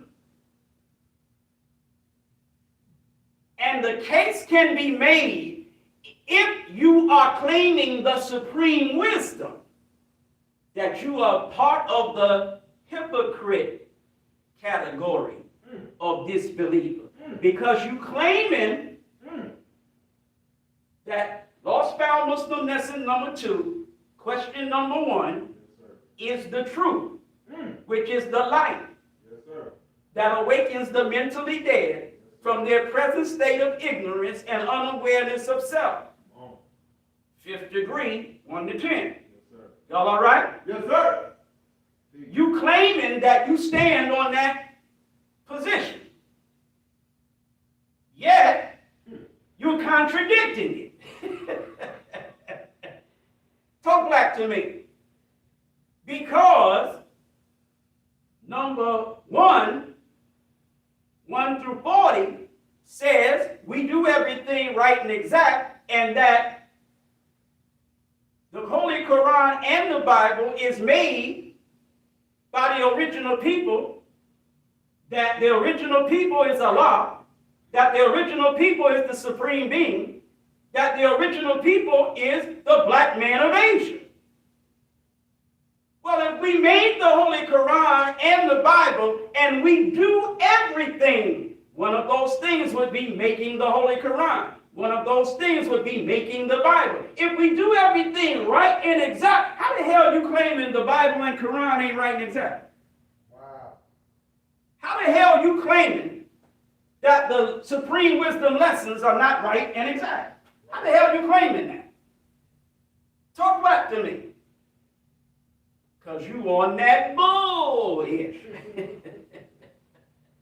All praise is due to Allah for the most honorable Elijah Muhammad. So I believe somewhere in the Bible it says, get thee knowledge, get thee wisdom, and when it mentions one of those two things, it said it's a principal thing. But in all thy getting, get thee understanding. Are you with me? But when you have the supreme wisdom lessons and you don't understand the Bible, let alone the Quran, if you just don't even understand the Bible, you headed directly to the fisher's net. Are y'all listening to me? All praise is due to Allah for the most honorable Elijah Muhammad. The fisher is the devil, and his net is his trick knowledge. What is his trick knowledge? His corruption of divine revelation. Now let's get back to that great book that is called Quran. 25,000 years of history. Like I said, whenever one of those major events is about to take place, one of those 12 major scientists will handpick one of the people among whom that event is going to take place and make that person the representative of the supreme being. Those scientists make him their representative to the people, make him a leader, make him a teacher, make him a guide for the people that he's a member of. Are you listening to me? All right. What he gives them is a script. Well, what is a script? When you think of a script, you think of a play, Yes, sir. or a movie. Yes, sir. Right or wrong? Whoa. A script has people in it that play what? Roles. Yes, sir. One person plays this role. Another person plays this role. A group of people play this role. Another group of people play that role. You got roles played by individuals and by groups in a script. Are you following me? Now, that script of writing contains accurate knowledge of what is about to happen, why it is about to happen, what is necessary to be done because it is about to happen, and who should be listened to and obeyed in order to escape the adversity that is going to happen and receive the benefits of what is going to happen. Follow me now. And so that portion of the big book is called scripture of the big book. It's the scripture of the Quran, because it is a script of writing in book form, yes, but it's only a script script that is from the larger book. So it's scripture. All praise is due to Allah for the most honorable Elijah Muhammad. And so we believe in all of God's prophets and the scriptures that they brought. That's one of what the Muslims believe. The Muslims have 12 beliefs, 10 wants, 12 beliefs. And one of the 12 beliefs is we believe in all of God's prophets and the scriptures they brought. Talk back to me again now. And so we believe in the truth of the Bible, but we believe it has been tampered with, and therefore must be reinterpreted so mankind will not be snared, which means bamboozled, snared by the falsehood that has been added to it. Now we are living in a time. What time are we living in? The Holy Quran refers to it as the overwhelming event. Anybody listening? Yes, sir. The overwhelming event.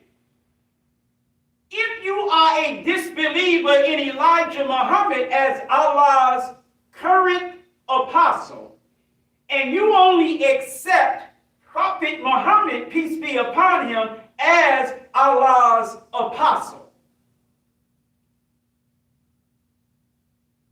then you think the overwhelming event is something that has already happened. The hell it has. There is no overwhelming event that took place 1400 years ago. How in the hell did the overwhelming event become overwhelmed by a subsequent event? Stupid. Wow. Good question. Talk back to me with your germ catcher, your kufi, your dress and your pillowcase and your goddamn sandals. Talk to me.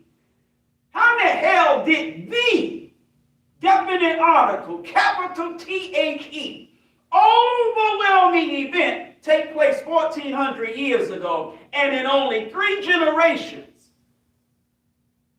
that event was overwhelmed by a subsequent event? You're stupid.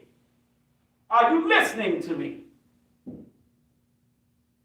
I didn't ask you, are you agreeing? I said, are you listening? Muhammad said the best generation is this current generation. And the next best, that means second best. We're talking about the silver medal. Is the generation after that. And then the next best, now we're talking about the bronze medal niggas, is the generation after that.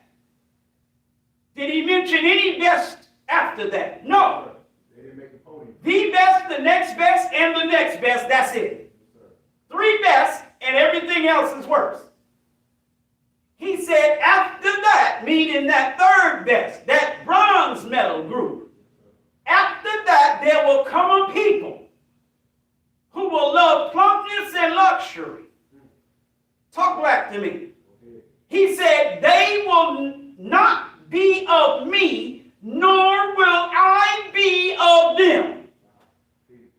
But you telling me that after 3 generations, another event was going to take place that would overwhelm the overwhelming event.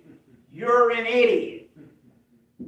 I don't give a damn about your beard, the henna you got in it. I don't care nothing about your flip-flops. You can take your kufi and shove it up your damn dress.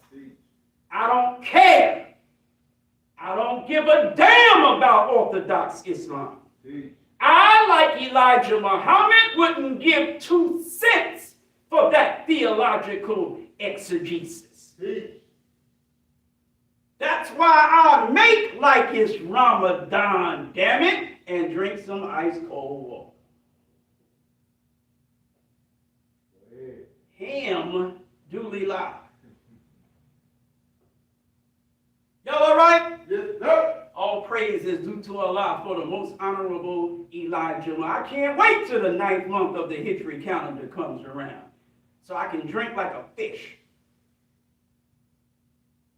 We fast in December because the sign of Ramadan and pilgrimage to Mecca has reached its end. We are a sign that that's over with. Yes, sir.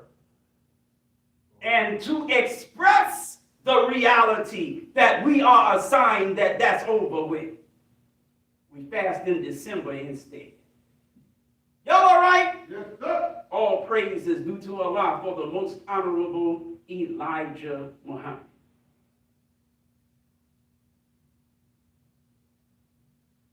We're talking about the Bible and the fisher's net. The overwhelming event is referring to something that would take place at the end of time. Not the end of time, period, but the end of a particular time. Yes, sir. The end of what particular time? The Bible refers to it.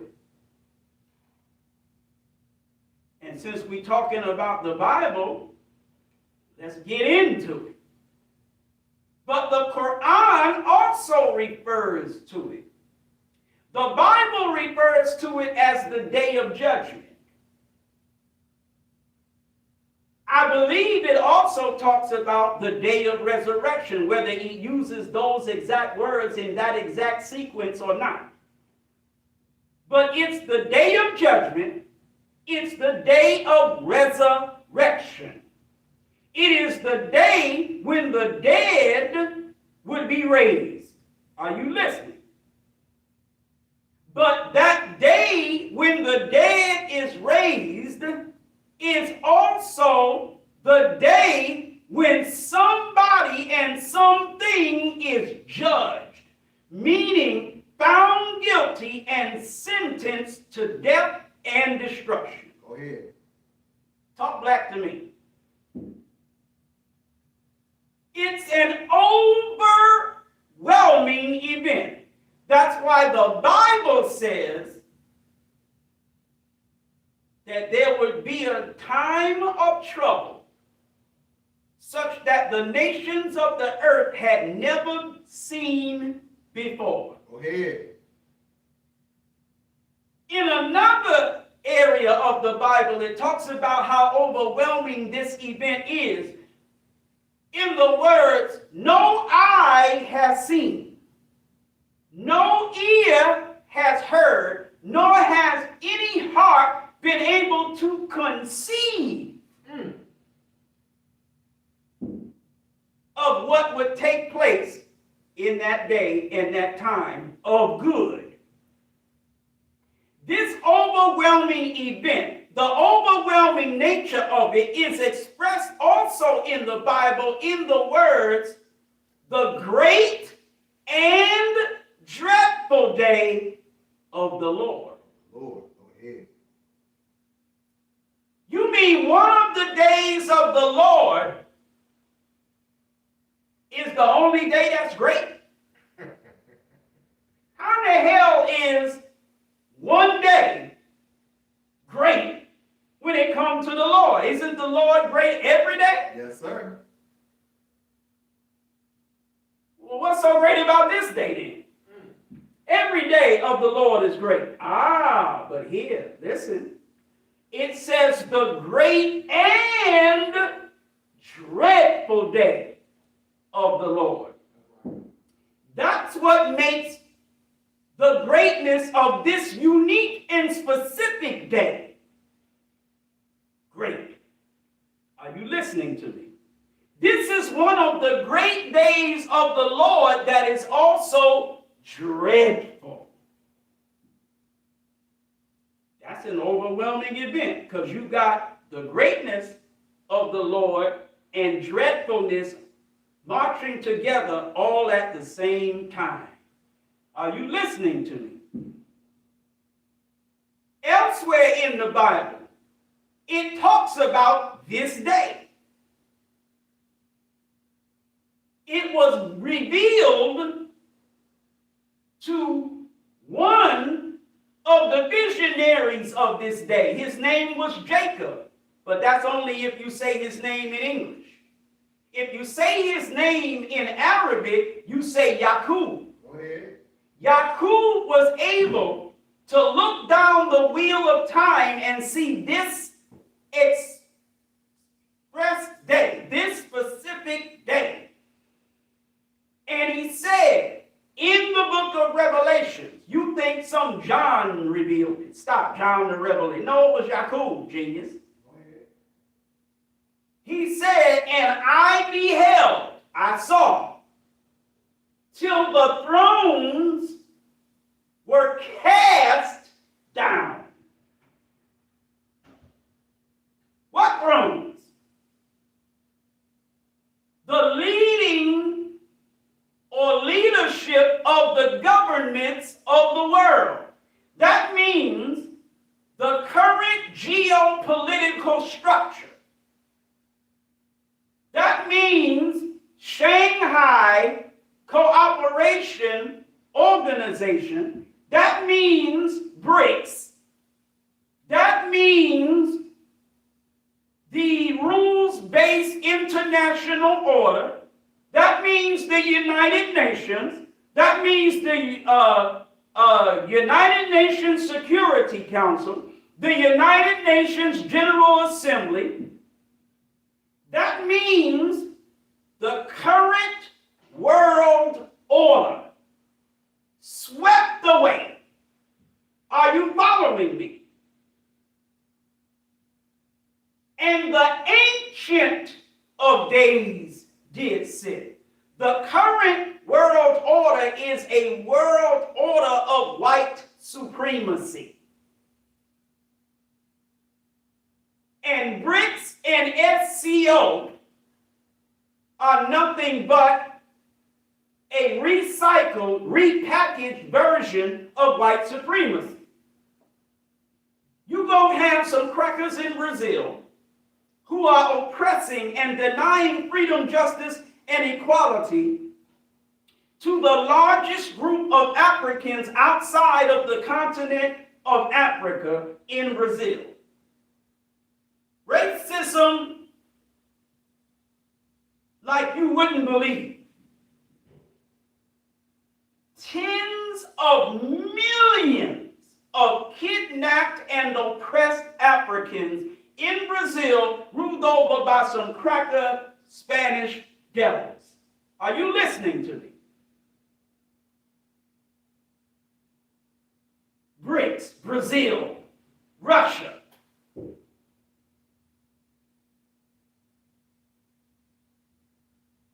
The example, like late Maruk said, the example of Christian whiteness, of Christian whitehood. India, land of the caste system that places white at the top, black at the bottom. The lighter you are, you in the top caste. The darker you are, you in the bottom caste. China, the light, the bright, the damn near white. If you're an African in China, you ain't doing too well over there either. Are you listening to me? The Chinese are in Africa right now today, doing almost, if not the exact same thing in Africa, seeking the exact same goal in Africa as the goddamn white man in Africa. You just exchanging one colonizer for another damn colonizer. Now, listen. The Chinese may be a mild diversion. They may be lemon pepper instead of cayenne pepper. Are you listening to me? But if you think the Chinese respect the quote-unquote African, you out your damn mind. Y'all listening to me? Yes, sir. China, and then South Africa. A bunch of dumb niggas. Now see, if you a South African, you're offended, you don't like me, I get it, no problem. You can like me later. A bunch of dumb niggas with a bunch of damn devils who are only 7% of the population but own 70% of the farmland. Are you listening to me? Yes, sir. Punk niggas. You gonna arrest, charge, convict, and imprison Julius Malema for 15 years? Why?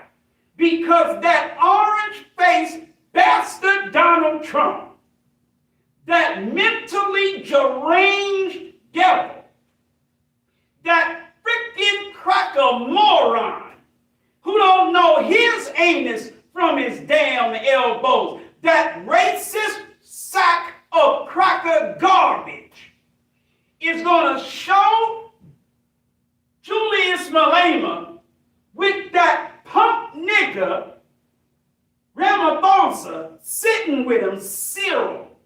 Imagine a fat black nigger named Cyril.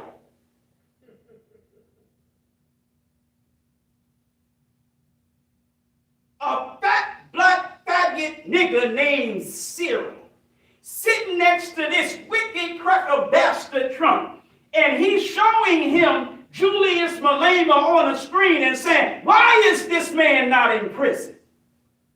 And then you look around and months later, Julius Malema is being railroaded into prison.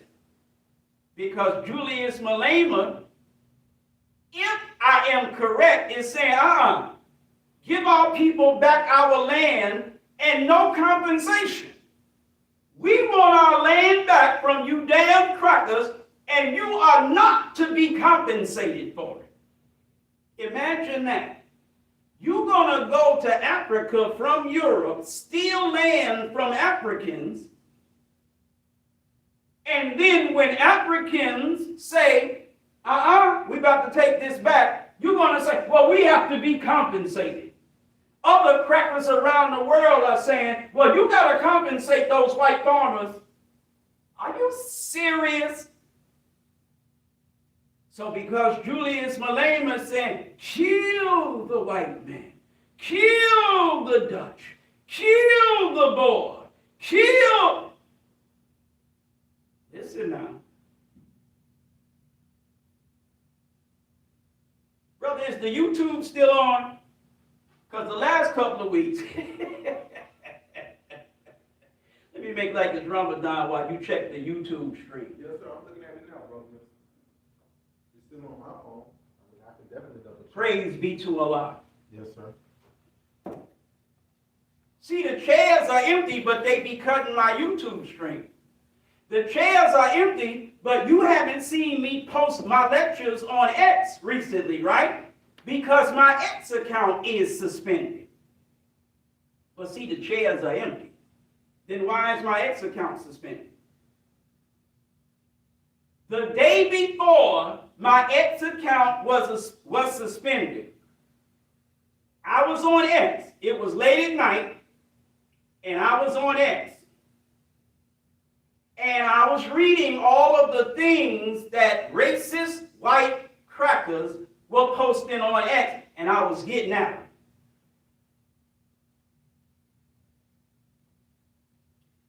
One of the racist, no good crackers on X, since I'm talking about South Africa, was a cracker named Elon Musk, who thinks he's a South African.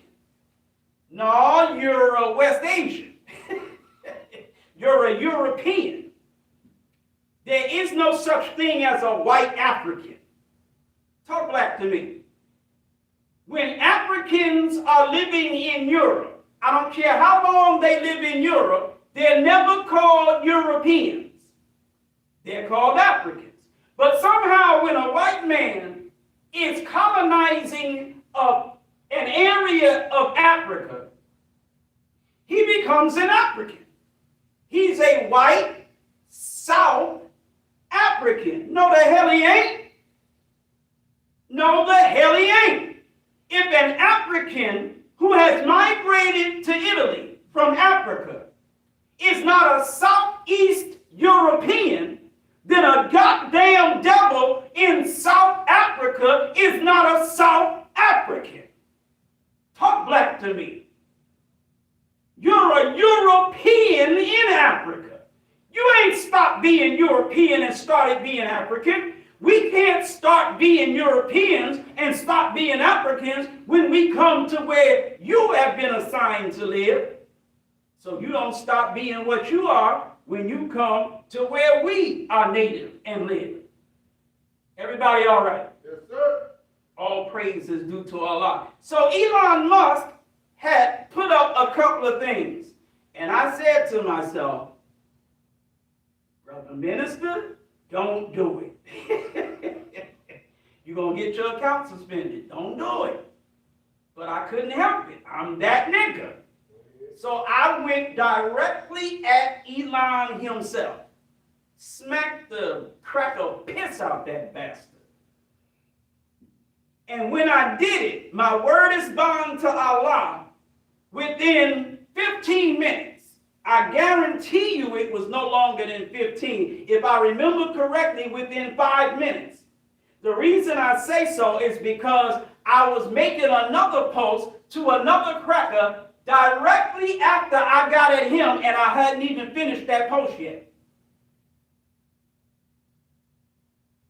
I got a follower, a notification that a follower just followed me with a picture of Elon Musk on it, and it was called Elon Musk. But I don't believe it was, I ain't gonna say I don't believe it was him, because I do. I know for a fact it wasn't his official account. But it followed me within 5 minutes, and I said, uh-oh. I knew I was in trouble. I said, I'm being watched now.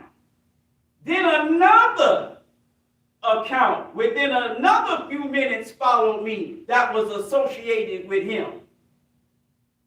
And I'm like, how come 2 different accounts claiming to be Elon Musk have just followed me within minutes of me making a post at Elon Musk, smacking the cracker piss out of him? I said, damn, I'm being watched. Go ahead. But I kept going at it. Then I'm going down and I see a post by Charlie Kirk. Y'all listening? Yes, sir. I see a post by Charlie Kirk where he's showing a video of Van Jones. And Van Jones is talking about some brother on some train in some city that killed some cracker cave biatch from Ukraine. Killed her. I'm not mocking her death. Whoever this nigga was, he crazy as hell, and I don't give a damn what the white man does to him.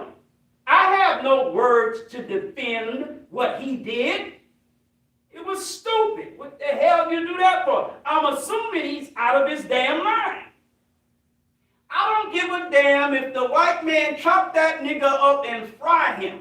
What the hell do I care?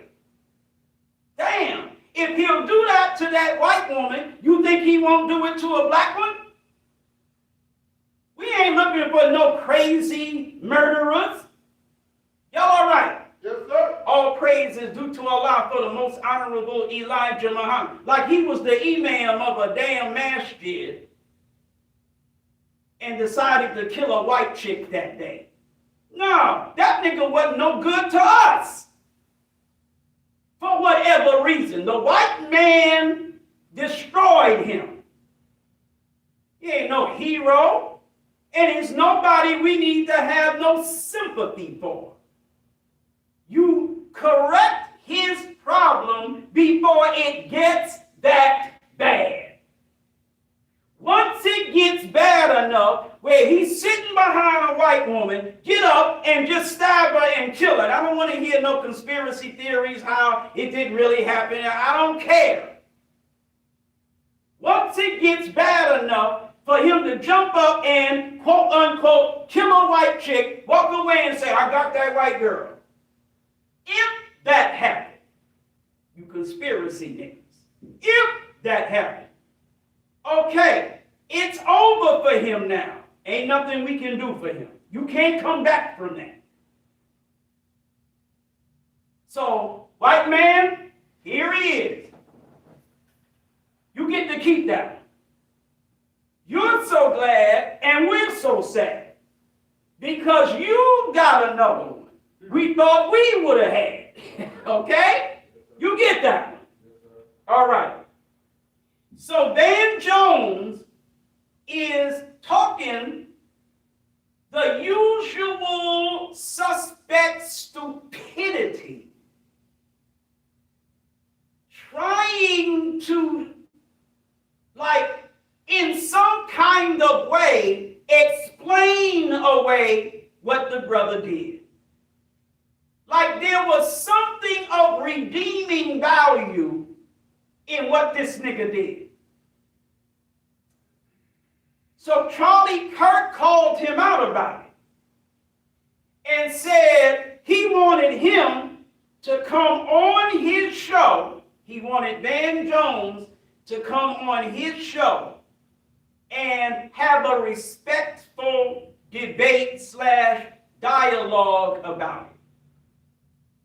Are y'all listening to me? Yes, sir. Charlie Kirk was one of the champions of white Christian supremacy, meaning the ultra, I don't want to use the word ultra, the ultimate example of humanity is the white male Christian.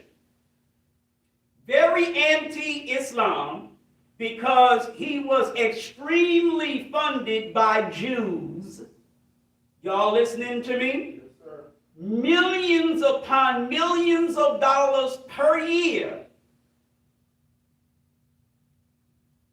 in funding to TPUSA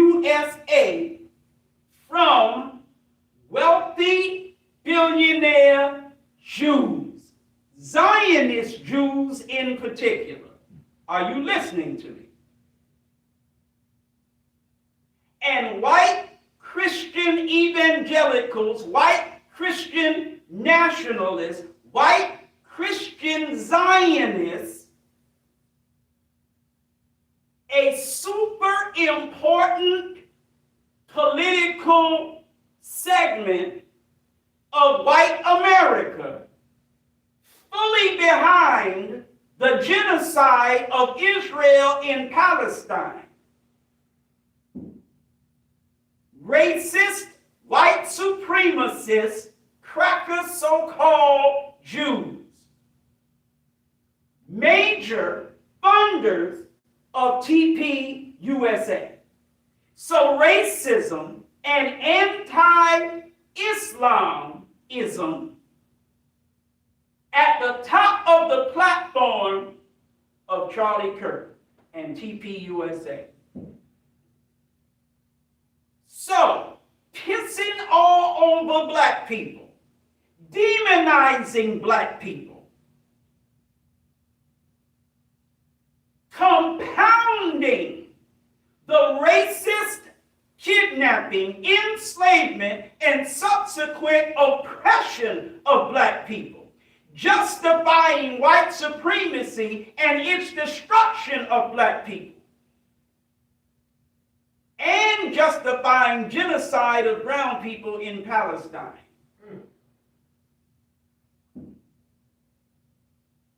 Top of the platform of TPUSA. So, in an effort to demonize black people, in particular black males, as violent criminals, they do the same thing with brown people from Central and South America. Violent criminals. Let's sick ICE agents on them. Get them out of our country. It's their country, you damn cracker. You took it from their ancestors. It's their country. But you're saying, get them out of our country. Well, didn't they say the same thing about you when you were migrating here from Europe?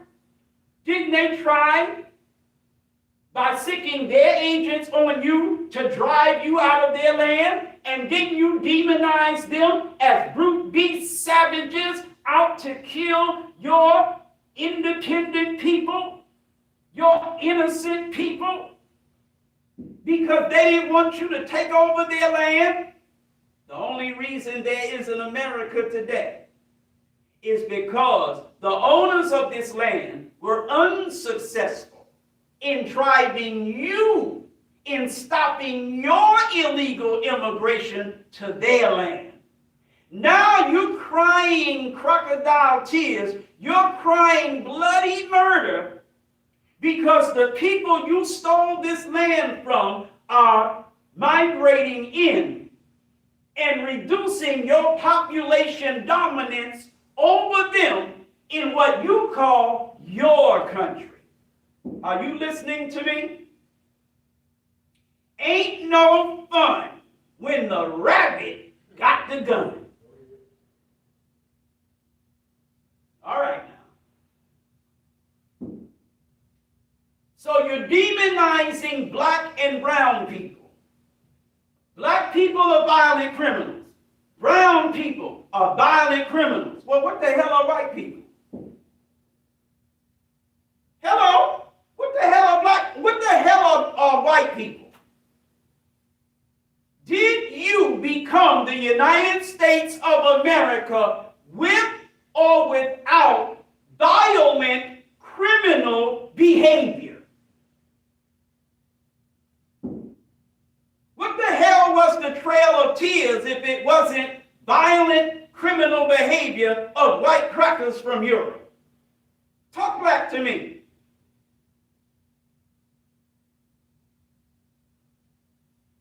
Your entire 6,000 years of history is a history, white people, of violent criminal behavior. And that's why in the Holy Quran it says what? When Allah said to the angel, surely I'm going to place a ruler in the earth, the angel said, what will you place in it? Such as will cause mischief and the shedding of blood. Talk black to me. The whole white race is a race of violent bloodshedders. That's the white race. And your 6,000 years of history have been the history of violent criminal behavior. It was violent criminal behavior on the part of white people that caused 45 million Africans to be out of Africa and in America. It is violent criminal behavior of white people that has the largest population of Africans outside of Africa in Brazil and being oppressed by the Brazilian white people. Are y'all listening to me? It was violent criminal behavior that caused white people to amass in Berlin and divide up Africa among the violent criminal crackers of Europe. Same thing you did in India. Same thing you did in China. Violent criminal white behavior is why there are white people ruling black aborigines in Australia. You name it. The whole earth has been the victim of violent criminal behavior of white crackers from Europe. But you want to demonize black people and brown people, calling them violent criminals. Get the hell out of here. You're talking about the pot calling the kettle white. Are you kidding me? You are the most violent criminal crackers on the face of the planet Earth, but you always pointing the finger of violence and criminality at somebody else, when that somebody else is somebody that's trying to get back what you have done to them. Y'all all right? Yes, sir. When you think of the Native American, you think of a brute beast savage cutting off the scalps of white people. You think scalping is an Indian thing. The reason Indians scalp the white man is because the violent criminal behavior of the white race when they were taking over the Western Hemisphere expressed itself in one specific example. Not that it was only one, but one of the specific examples that white violent criminal behavior expressed itself was in cutting off the scalps of the Native Americans. It started with white people doing that to Indians. Go ahead. And so the Indians did it back to white people.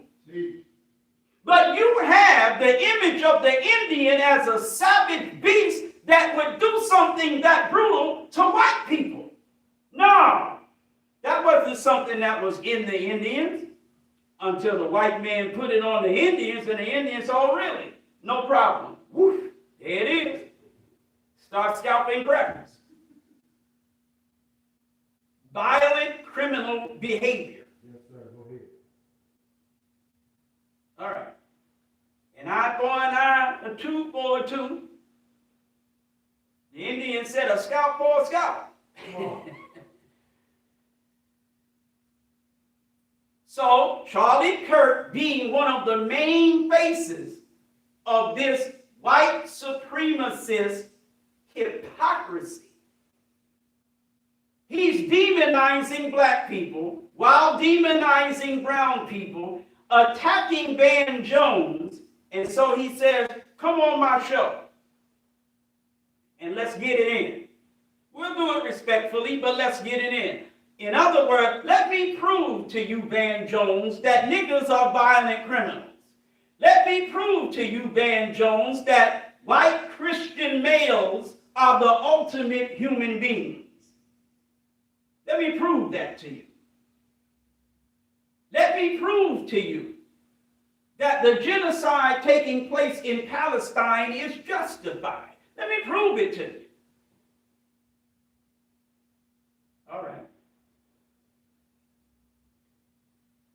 This is the night before he was killed. Everything I'm talking about I was doing on X is the very night, September 9th. Actually, it was September 10th. It was just in the wee hours of the morning. Come on. It was past midnight. All right. So, I'm on.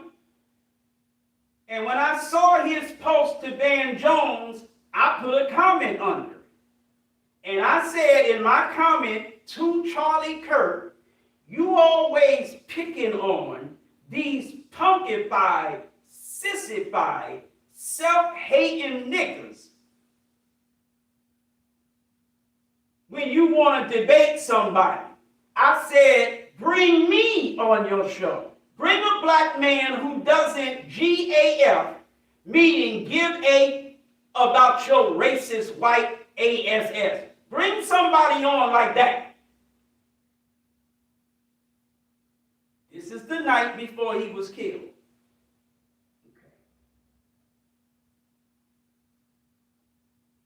The next day, it's really that same day, just hours later, he gets assassinated.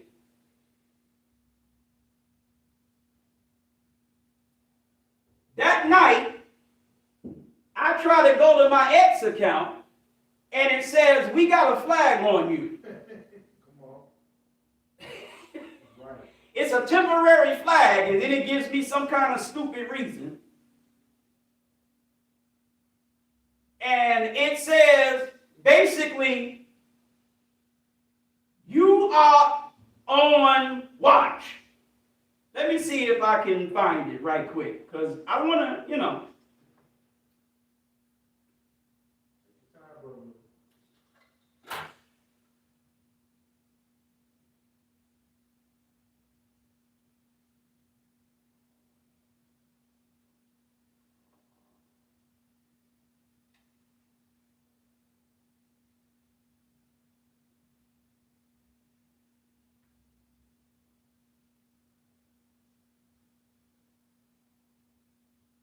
okay. We've added a temporary label to your account, which may impact its reach. We have added a temporary label to your account, which may impact its reach. Meaning, we're going to stop the things you post from reaching people. Yes, sir. Why? Good question. I got what, 93 followers. That's what I had at the time, just 93 followers. Most of my posts didn't reach no damn body. What are you even paying attention to me for? Who was you stopping me from reaching, since my dinky little punk sucker X account, according to you, and the numbers you give me, say I wasn't reaching nobody. But you're going to say you're going to impact how many more nobodies I reach. See, this is what I mean. I don't mind playing the role for you hoes of a nothing and a nobody. A wannabe, but ain't gonna be. I don't mind doing that. I'll play that nigga for you. But you don't get to take my YouTube channel down. You don't get to cut my streams. You don't get to send me a notification saying on Facebook that you're gonna make what I post lower in news feeds. You don't get to do that, because I'm a nothing, nobody, wanna be, ain't gonna be nothing. So then leave me the hell alone. You don't have to stop me. I'm nothing. Leave me alone. I'll be nobody, but you got to treat me as nobody. Meaning you get to ignore me. Give me no energy whatsoever. Why? Because I'm nobody. Clown me about how empty my chairs are. No problem. But you don't get to mess with my accounts at all. You don't get to stop my streams. You don't get to take my channels down. You don't get to make me lower in news feeds, which means impact my reach. You don't get to suspend my accounts and make them read only. You don't get to touch me, because I'm not worth touching. Leave me the hell alone. Or shut the hell up and stop telling me how nobody I am, while you treat me like I'm so much of a somebody that you have to stop me. Y'all all right? Yes, sir. All praise is due to Allah for the most honorable Elijah Muhammad. Be consistent. If you bothering me, it's because I am exactly the body that you say I'm none of. If I'm the nobody that you say, then you don't bother with me at all. Period. You don't get to have it both ways. Y'all all right? Yes, sir. All praise is due to Allah for the most honorable Elijah Muhammad. What you suspending my account for? Ain't nobody in my jails.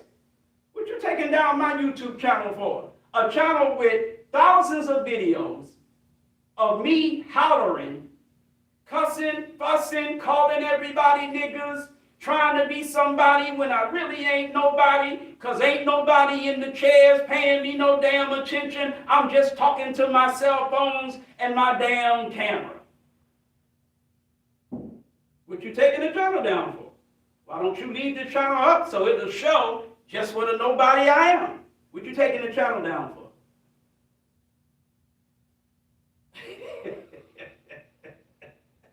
What the hell do I look like standing here preaching at some cell phones in an empty room? Don't I look like a jackass? Well, then let me have my videos on my channel looking like a jackass who want to be somebody, but he ain't nobody, who wants to be a leader, but has no followers. Well, let me expose myself.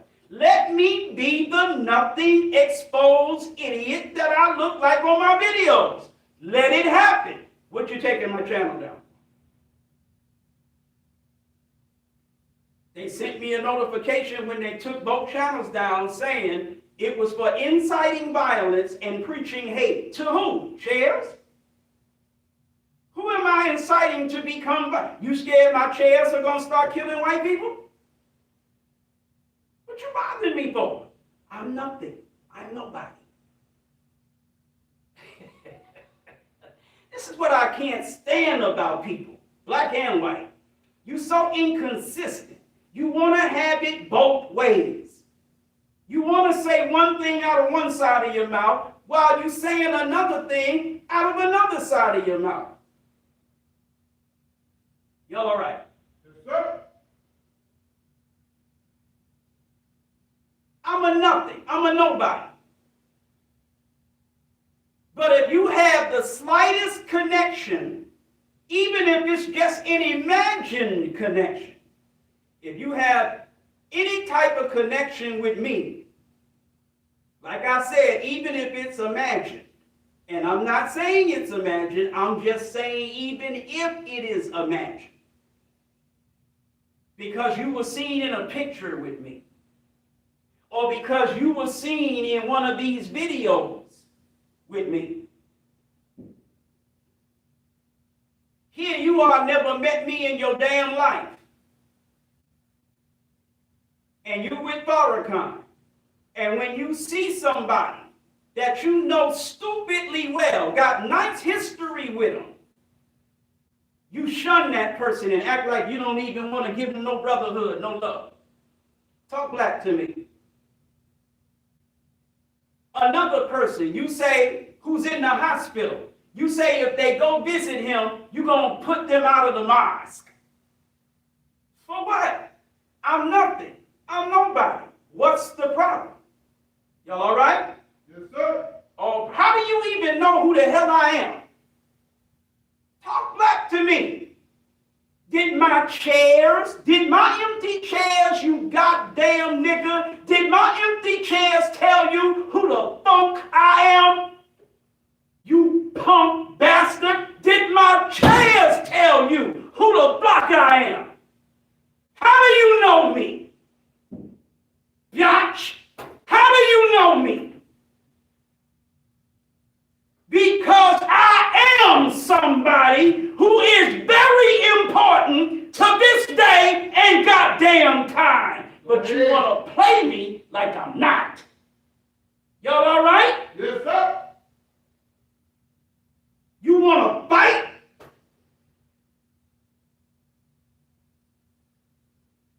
I'm sick of you niggas. Talk black to me. All you gotta do is mention my damn name, and certain things start happening. How the hell you know my name? Ain't nobody in my chairs, nigga. Did my chairs tell you who I am? I'm asking you again, biatch. Did my chairs tell you my name is Minister Eric Muhammad? He be disrespecting the minister. How you know, punk? Do you know I be disrespecting the minister because my chairs told you? Listen, you damn chairs. You got to learn to keep your mouths shut. Now, don't worry about the fact y'all chairs ain't got no mouths. You got backs and you got legs and you got seats. Ain't no mouths, but keep your mouth shut anyway. Because you telling too many niggas who the hell I am. I mean, God.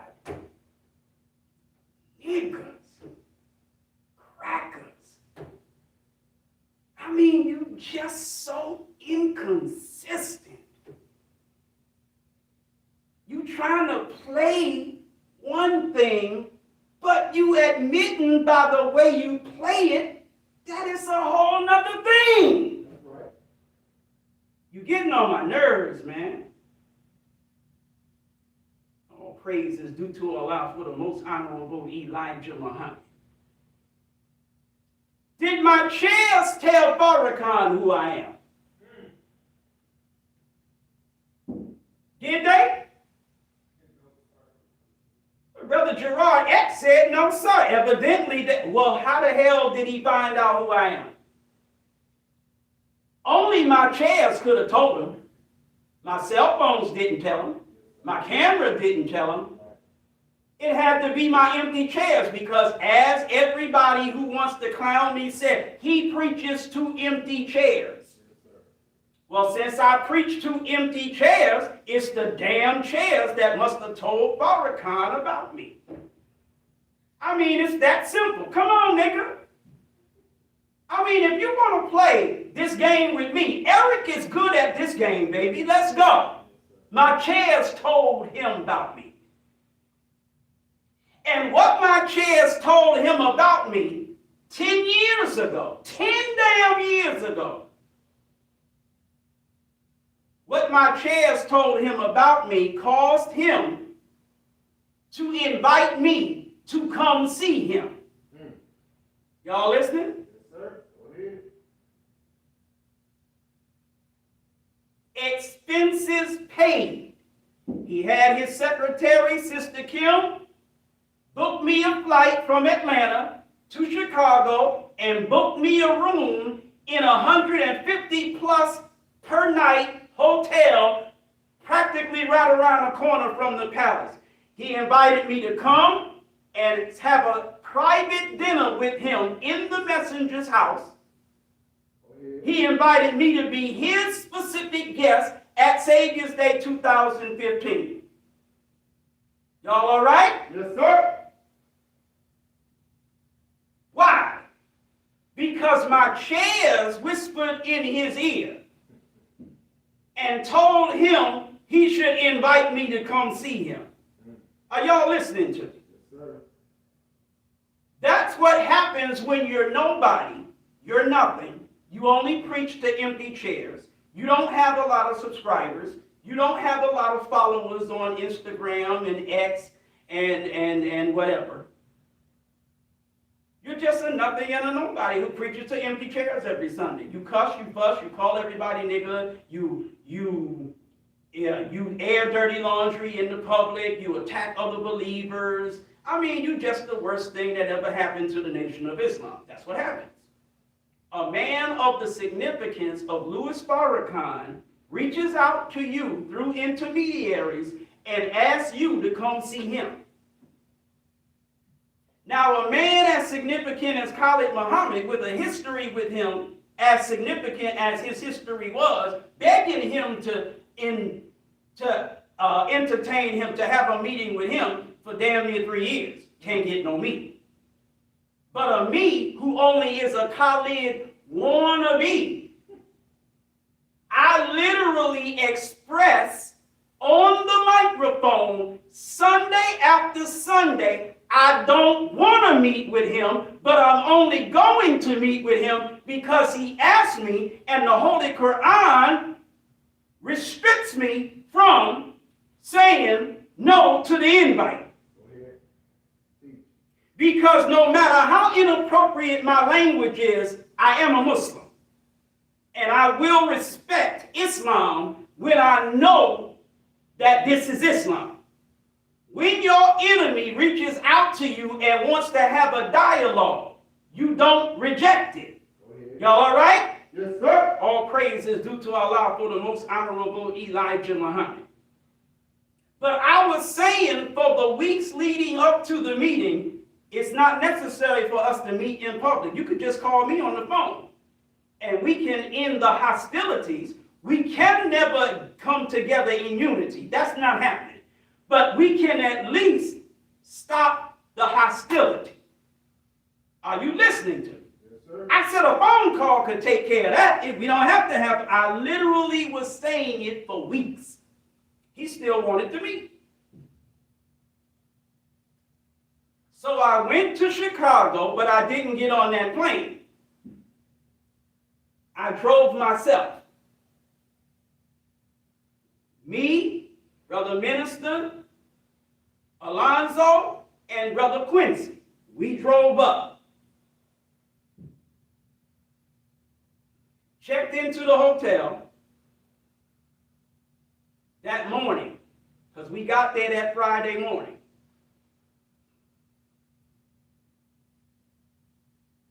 We checked into the hotel. No, let me stop. Let me tell you what actually happened. We checked into a motel early that morning to take a shower and get suited and booted. We couldn't check into the hotel until that afternoon. But we were supposed to meet with him. Well, I was supposed to meet with him at 11 o'clock in the morning. We got there around 7, 8, maybe 9. All right, so the time to check into the hotel would have been after the meeting with him. Are y'all listening to me? Yes, sir. Okay. So, we check into the motel, get showered, shaved, suited, booted, Elijah Muhammad recruited. We go to the palace. Brother Rashad comes out and informs us that the meeting has been canceled, technically postponed last minute, because Sister Tynetta, who is not the messenger's wife, never was, June ain't, Evelyn ain't, Lucille ain't nobody the messenger's wife but Clara, period. And ain't nobody the children of the messenger but his 6 sons and his 2 daughters by Sister Clara Muhammad. That's it.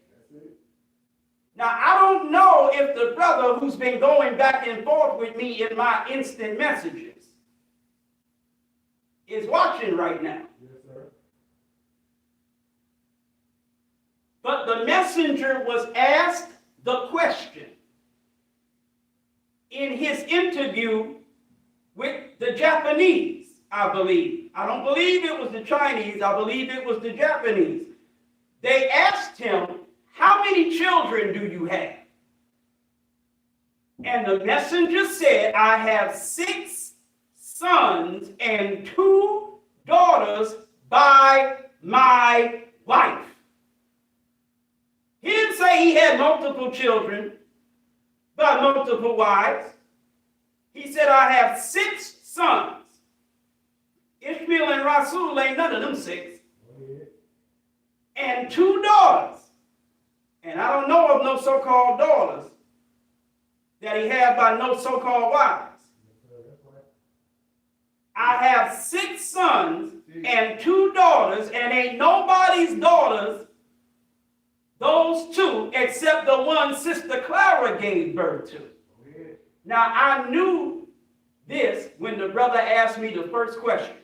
He said, I saw you on Sinetta, and you said that the messenger didn't have more than 1 wife. Do you have any documentation or public statements from the messenger? And instead of me just telling him outright, I'm like, no, I'm going to attack this brother's thought process. I could just tell him, and I could send him the article that was written way back in like 2012 or 13, maybe 14, but probably 13. It was in the 2nd edition of the Salam newspaper, or the republication of the Salam newspaper. It was in the 2nd edition. Actually, it was separated into 2 papers. Later, towards the end of when we had the paper out, I put the whole article, part 1 and part 2, in 1 paper, written by Minister Shallah Shabazz, where he goes into super detail making the case that these women are not the messenger's wives. I gave a lecture on one of the channels that the white man took down. It was called One Nation, One God, One Wife. And I went all the way in. But you didn't watch my lectures back then because I was a nothing. I was a nobody. I was a cussing, fussing, other believers attacking, college wannabe. So why pay any attention to me? Well, that's your goddamn problem. I did my job. I told you. So if you don't have the answer to the question you asked me, it's because you made a conscious and deliberate decision that I wasn't worth you looking at. So I don't even have no obligation to entertain you at all. Y'all all right? Yes, sir. But I humbled myself and I entertained you. And we went back and forth, back and forth, back and forth, back and forth. I attacked the thought process. Do you have any documentation that these are not the messenger's wives? Do you have any documentation that they are? Because if you did, you wouldn't be asking me for documentation they're not. See, I'm dealing with you the way the messenger said deal with people like you. The messenger was explaining that when Moses was leading the children of Israel in the Bible, that they asked Moses, who made you a leader over us? So the messenger said, well, wait a minute, to be fair, the first question you were supposed to ask is who made Pharaoh a leader over you? Come on. Pharaoh's a leader over you. Did you ever ask Pharaoh who made you a leader over us? Hell no. You accept Pharaoh's leadership, but then you're going to question Moses. Come on. Nah, nigga, ask Pharaoh. Right. So you don't get to ask me to prove that Elijah Muhammad didn't have more than one wife. You go to Farrakhan, my nigga, and you ask him to prove that the messenger did. Come on. Then come back to me Right. with the proof that Farrakhan gave you the messenger did have more than one wife. You bring that proof to me. Then I'll present my case that he didn't. But you don't get to question me first. Come on. Like Farrakhan gets the nod. Farrakhan gets the benefit of the doubt. Why? Because his chairs ain't empty. Talk back to me. How he get the nod and therefore I have to prove what I say? Hell no, I ain't got to prove a damn thing. Make those who say the messenger had more than one wife prove their case. And then bring that proof to me, and when you bring it, I'll dispute it with what I have from Elijah. Y'all all right? Yes, sir. All right. I done already entertained this whole thing over the past 20 years. But you didn't think I was important enough because my chairs were empty. I was a wannabe. I was trying to be like Khaled. All the stupid stuff you say about me. I already dealt with this. All praise is due to Allah for the most honorable Elijah Muhammad. All right. So Sister Tanetta had died. And that was the reason I was told that the meeting was postponed to the next day, meaning Saturday morning. Yes, sir. But I had already agreed to meet with the head of the vice lords Saturday morning. My chairs must have told him about me too. Y'all ain't listening to me. My chairs must have told him about me. My chairs are some bad mamma jammas, boy. So I said to myself, this is a whole test. This is a 304 TEST. This is a whole test. If I cancel my meeting with the head of the vice lords so that I could meet with Farrakhan, who last minute canceled our meeting the day before, that means because Farrakhan is a bigger personality than the head of the vice lords, I'm canceling him unjustifiably so that I can meet with the bigger pimp, which makes me a hoe. What kind of whore? A personality whore. Yes, sir. I ain't no damn personality whore. I'm a man of principles. I could have met Farrakhan on Friday and the head of the vice lords on Saturday. It ain't the head of the vice lord's fault, nor is it his responsibility to have to rearrange nothing because Farrakhan rearranged our meeting. Okay, I can't meet with Farrakhan this morning? No problem. The dinner that night either? No problem.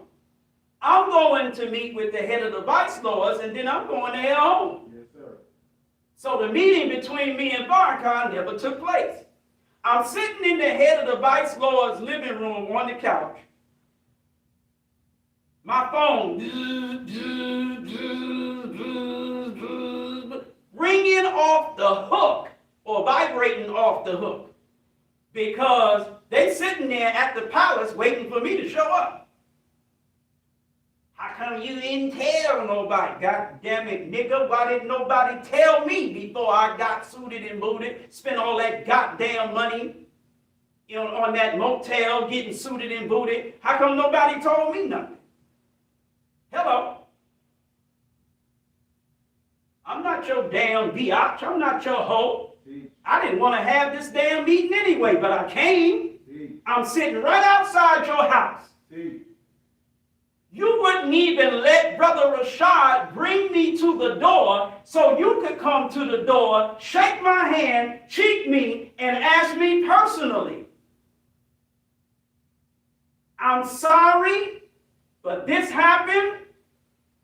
I mean, let's do it tomorrow. I apologize for any inconvenience I caused you, blah, blah, blah, blah, blah, blah. You were supposed to be told this morning. I told Brother Philip to let you know, whatever, and I didn't expect you to show up at the house, but since you did, I feel obligated morally to at least come downstairs if I'm upstairs, to at least come to the door and give you a handshake and a goddamn cheek and let you know we need to do this tomorrow. Y'all all right? Yes, sir. That would have been the Muslim thing to do. Take it right out of my mouth. Muslim way.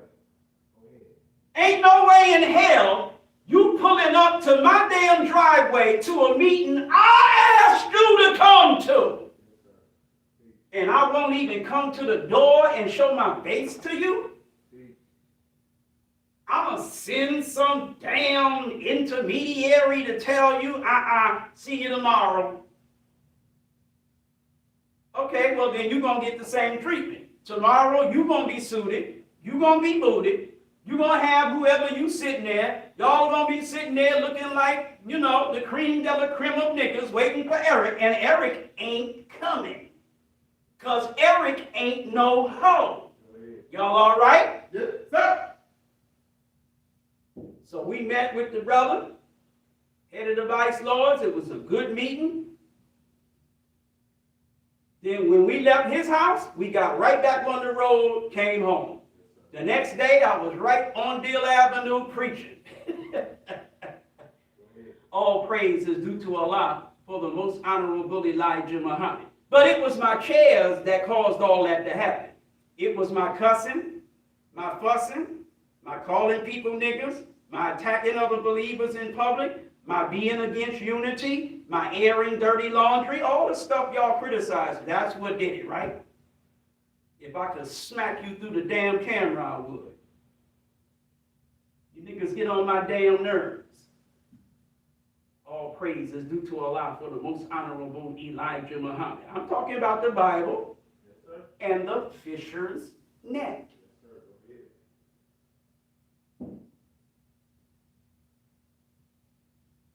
You want to play me as nobody? On my mother's grave, on my daughter's life, I don't mind being nobody. Let me tell you why. Because when you're nobody, you have the ultimate mobility. You can go anywhere. You can do anything. You're totally and completely free. I can walk around on the white man's job and don't nobody know who I am.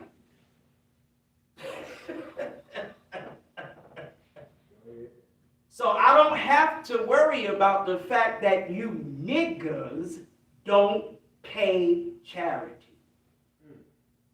I say hit the like button, you don't hit it. I ask you to make a donation if you're able, and you are able, but you don't make one. You always super chatting somebody else,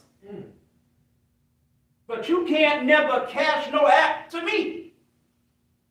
I don't have to depend on your damn money to pay my bills. I go on a white man's job and get my money to pay my bills, because I'm nothing. I'm nobody. So when I go to a white man's job, he'll hire me. But let me tell you how this actually works. Okay, let me tell you how it actually works. I'm being facetious right now. Let me tell you how it actually works. You don't know the white man as well as you think you do. Go ahead.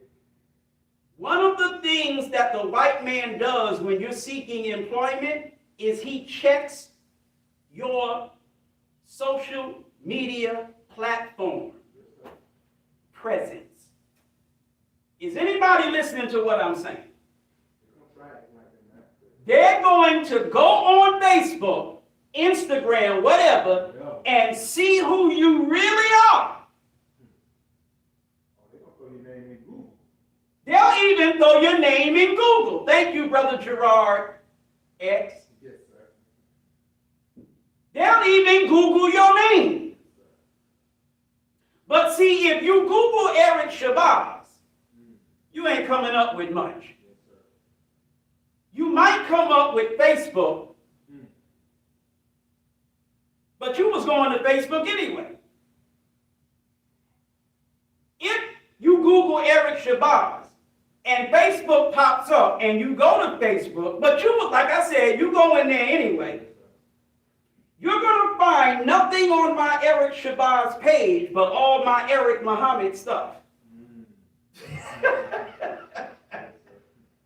If you go to my Eric Shabazz page during the time of the Sunday Temple meeting, you will actually be able to watch me live calling you peckerwood, cracker, bastard, and every damn thing else. And I know this, but I don't care. Because not only am I not nobody's hoe, I ain't nobody's punk. I'm not hiding who I am. You don't like it? What you want to do about it?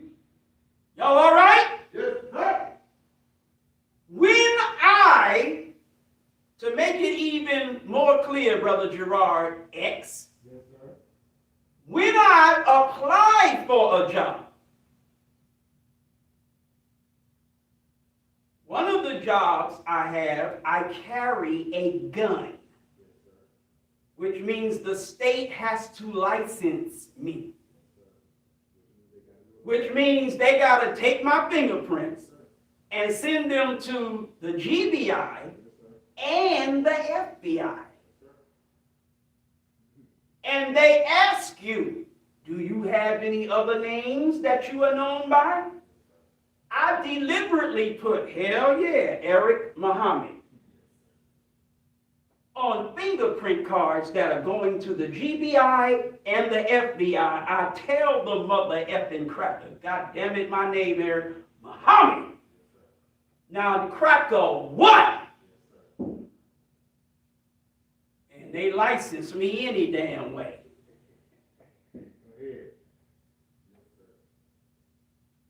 Hoes, punks, they license me anyway.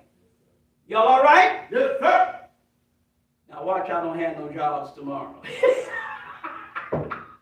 But they license me anyway.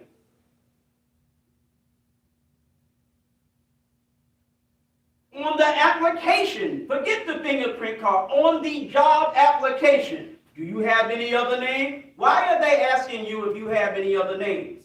Because they're going to run a background check on all your damn names. Every application I fill out for a job, I say, yes, Eric Muhammad. I ain't no punk. Go ahead, investigate. All that is going to lead you to that I am a Nation of Islam minister who does not follow Farrakhan, because I used to be a minister under Farrakhan, but I was so cool with Khalid that I got kicked out of Farrakhan's movement because of my relationship with Khalid, who was crazier than Farrakhan. Y'all all right? Yes, sir. You're going to find all that out. And then you hire me anyway. What the hell?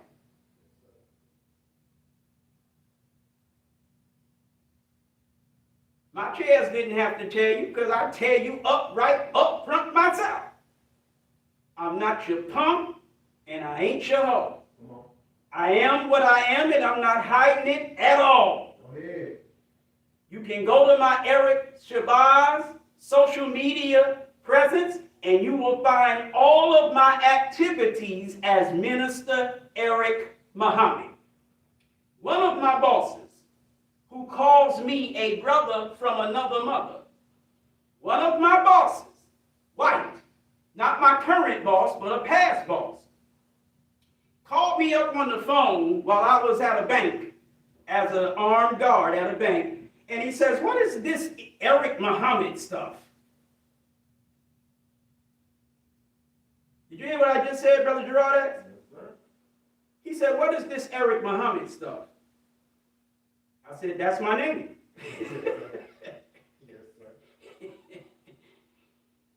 He had found me on Facebook, Eric Muhammad, Mr. Eric Muhammad. I said, that's my name. And I said, I put it on the fingerprint cards when I got the job. I also put it on the application when I applied for the job. He was like, oh, I didn't know. He said, I ain't look at it. And we were still just as cool after I told him that as we were before I told him that. Are y'all listening to me?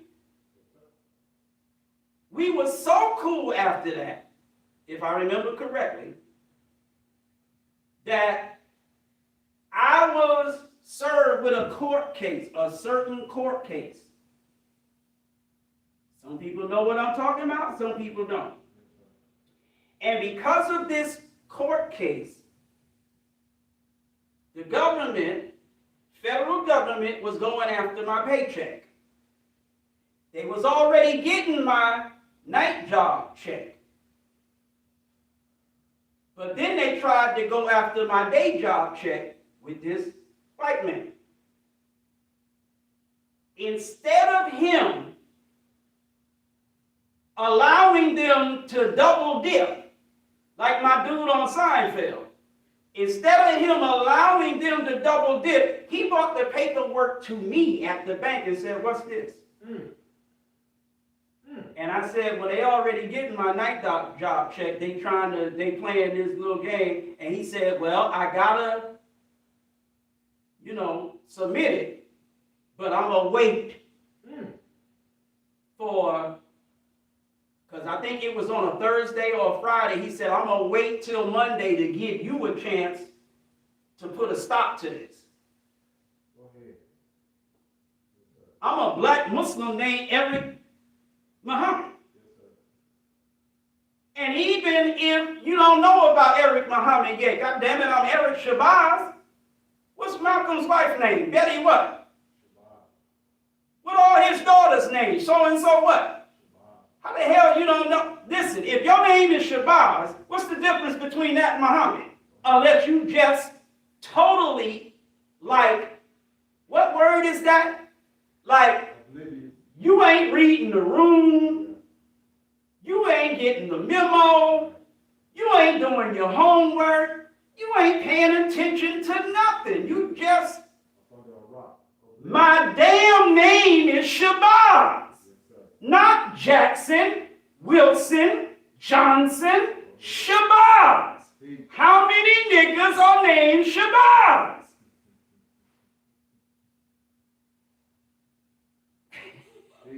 Nobody hiding. All right. Y'all all right? Yes, sir. All praise is due to Allah for the most honorable Elijah Muhammad. So my chairs don't even have to tell nobody nothing.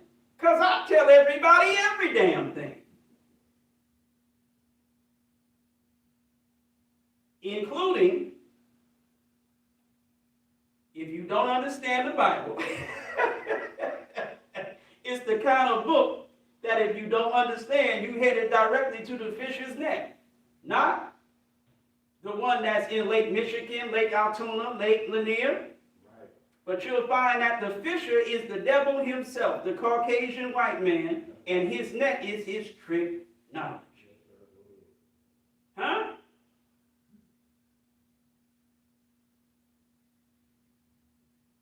My chairs be talking too damn much. I wish my chairs would shut up.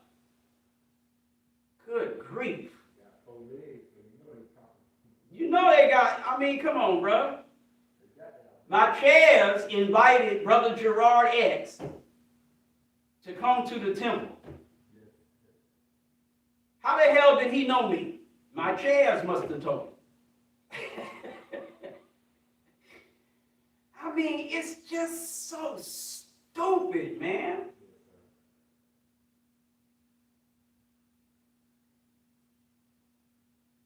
No. The overwhelming event, see that tangent? The overwhelming event that is talked about in the Quran is the removal of this present world order and its replacement with a whole new world order. Go ahead. Prophesied in both the Bible and the Holy Quran.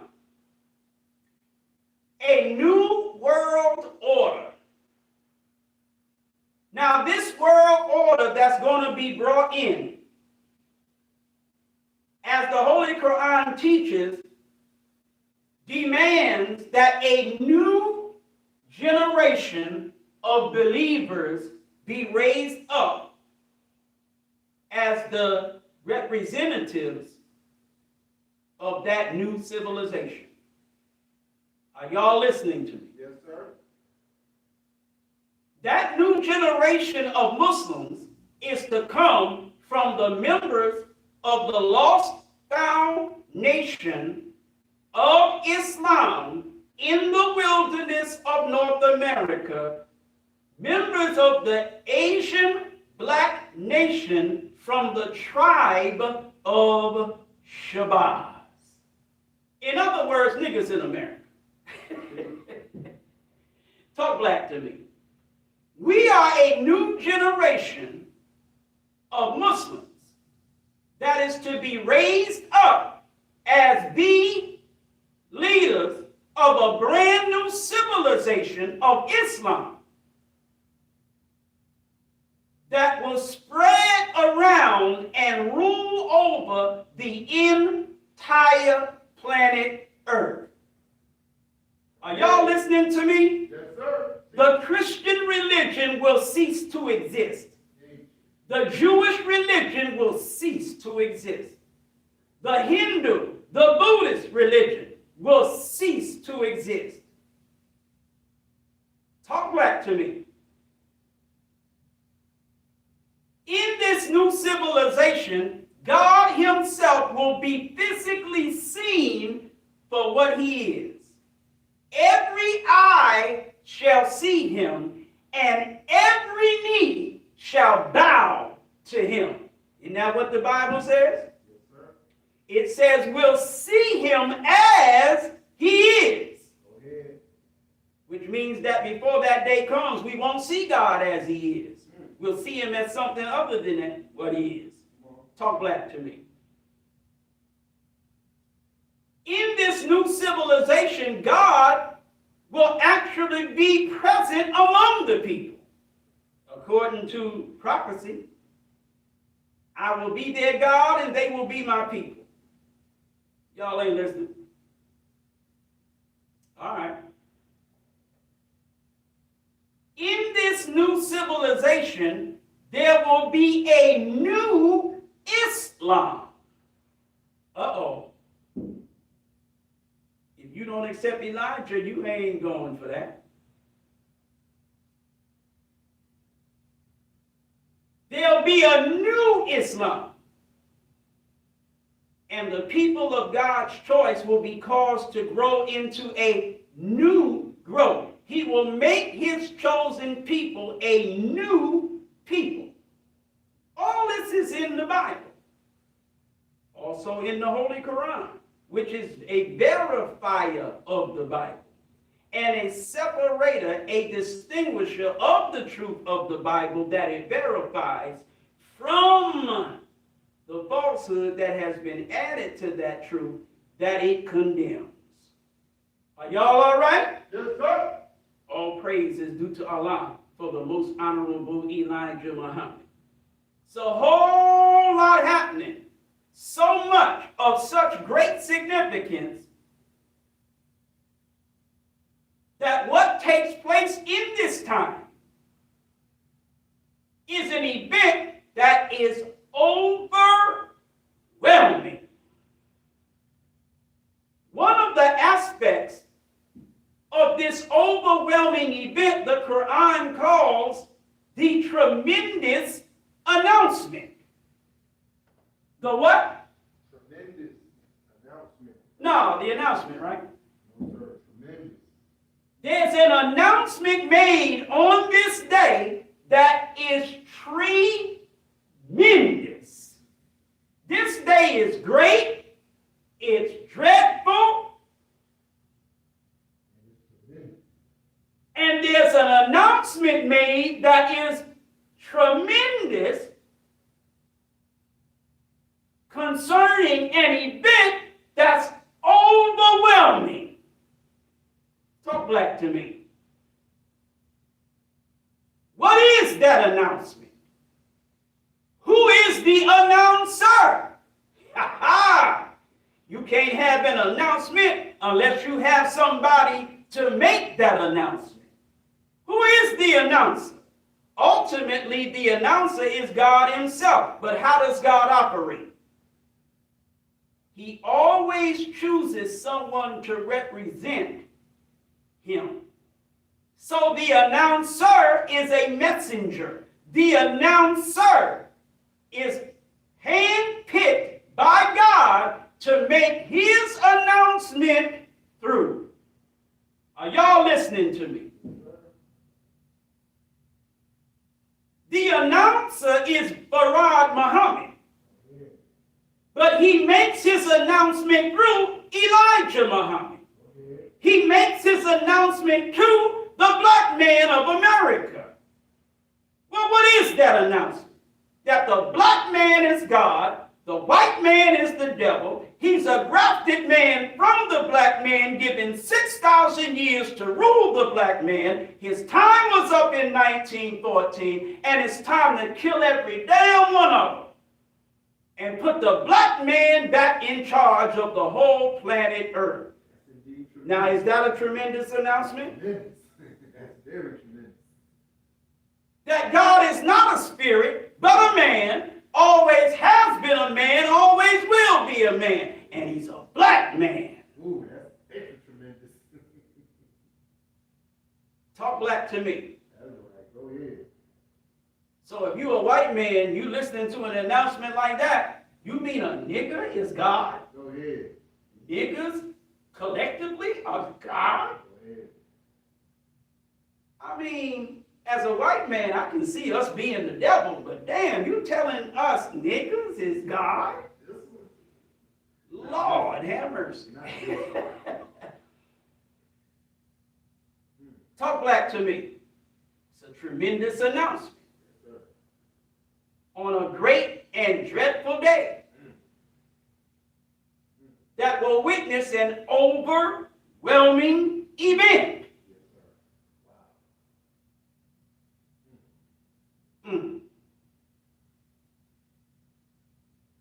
The But you know this Bible, though it contains all of that information, it's the kind of a book, I say again as I close, I say again, if you don't understand it, you're headed directly for the fisher's net. Not that one in Lake Michigan, or Lake Lanier, Allatoona, if you're in Georgia. But you'll find that the fisher is the white man, and his net is the tricknology of the white man, making you to believe that God's religion is Christianity or Judaism, that the so-called Jew is the chosen people of God, that white people are supreme and black people are inferior. Talk black to me. That Islam is a violent, women oppressing religion, terrorists. It's not God's religion. It's a heathen religion. Y'all all right? Yes, sir. We're talking about the white man's trick knowledge. Making you to believe that falsehood is the truth and that the truth is falsehood. That's the net. And you and I, black man and woman, as English Lesson C1 says,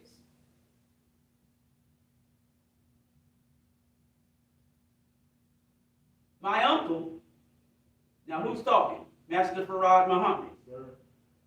Who is he talking about? The black man in America. My uncle was brought over here 379 years ago by the trader, right? Trader. Yes, sir. My uncle does not No. talk his own language. Well, what does Master Farad Muhammad's uncle talk? English. Yes, sir. So he's saying that's not his own language. My uncle does not talk his own language. Well, what is the language of the man who's saying we his uncle? Arabic. Well, then, goddammit, what his uncle's own language is? Arabic. My uncle does not talk his own language. He does not know he is my uncle.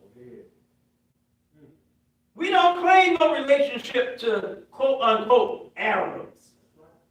We claim no relationship. We don't think that the African and the Arab are brothers.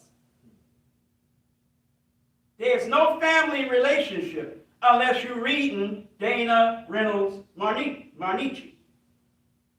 Y'all all right? Yes, sir. Or some other author and historian that's bringing the truth of the relationship.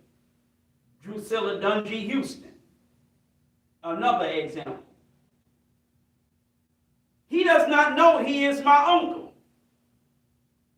He likes the devil, which means the white man. You know we like white folks. Look at our women, brother. Always got on white wigs, orange wigs, blonde wigs, fake eyelashes, lipstick, eyeshadow, all kinds of makeup, fake nails, colored toes and fingernails, and all, just tattoos, fake butts, fake boobs.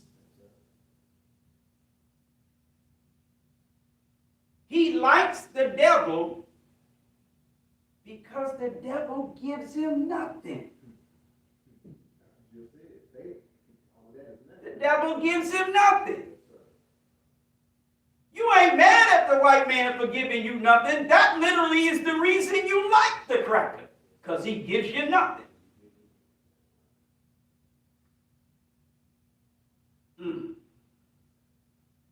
He likes the devil because the devil gives him nothing. What else does that lesson say? It talks about him fearing the devil, right?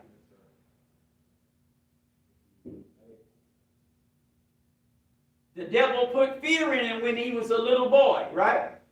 Then the question says, well, why does he fear now? He's a big man. The devil taught him to eat the wrong foods. You mean to tell me it's only talking about cornbread, hog maws, and chitlins? Cornbread, oh, beep, beep. No, that's not all it's talking about. Those are physical foods. You know them covered fried pork chops? Yeah, that's the wrong food, but it ain't only talking about physical foods. It's talking about mental and spiritual foods. He gives us the truth, but with his falsehood added to it. And by us not understanding it, we end up in his net. So, in the name of the Bible, we love the white man. Turn the other cheek to the white man. Obey the white man. And if he smack us on one cheek, we turn the other one to him. If he takes our coat, we give him our cloak.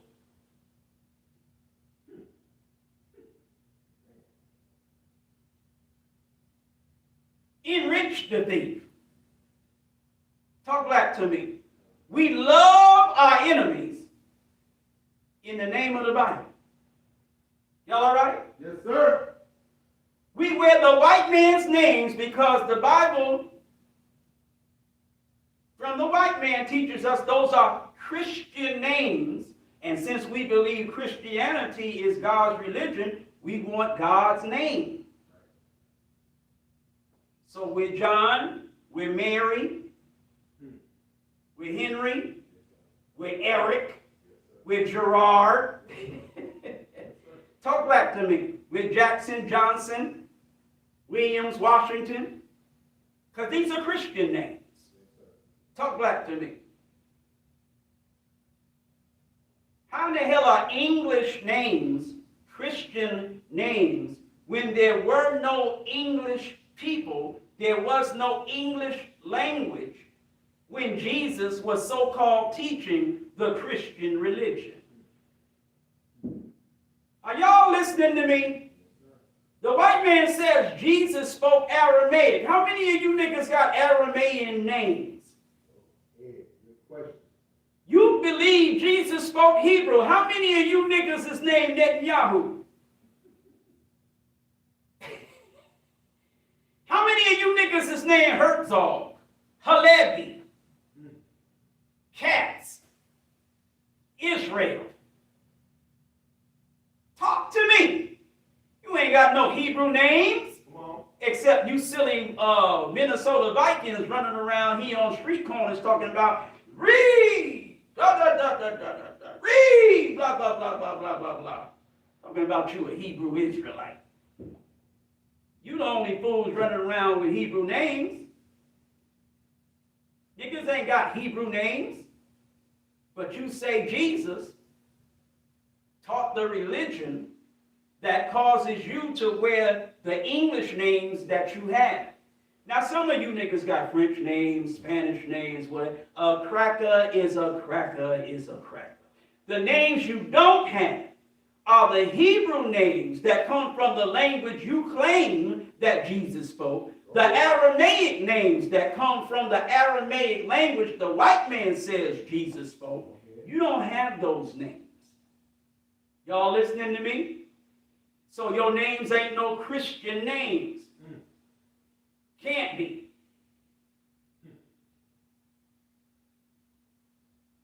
You've been taught to eat the wrong foods.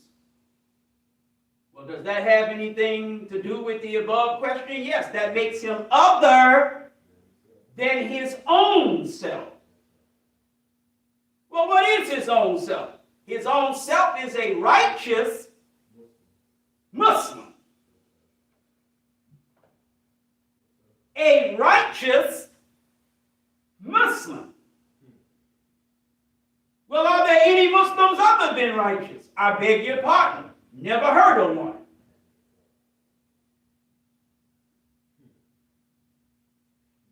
Did I hear you say that some of them don't know they're Muslims? Of course, it uses the number. I know that. Did I hear you say that some of the 17 million don't know they're Muslims? Yes, sir. Hold on. I hardly believe that unless they were made blind, deaf, and dumb. Which is another way of saying unless they're in the fisher's net.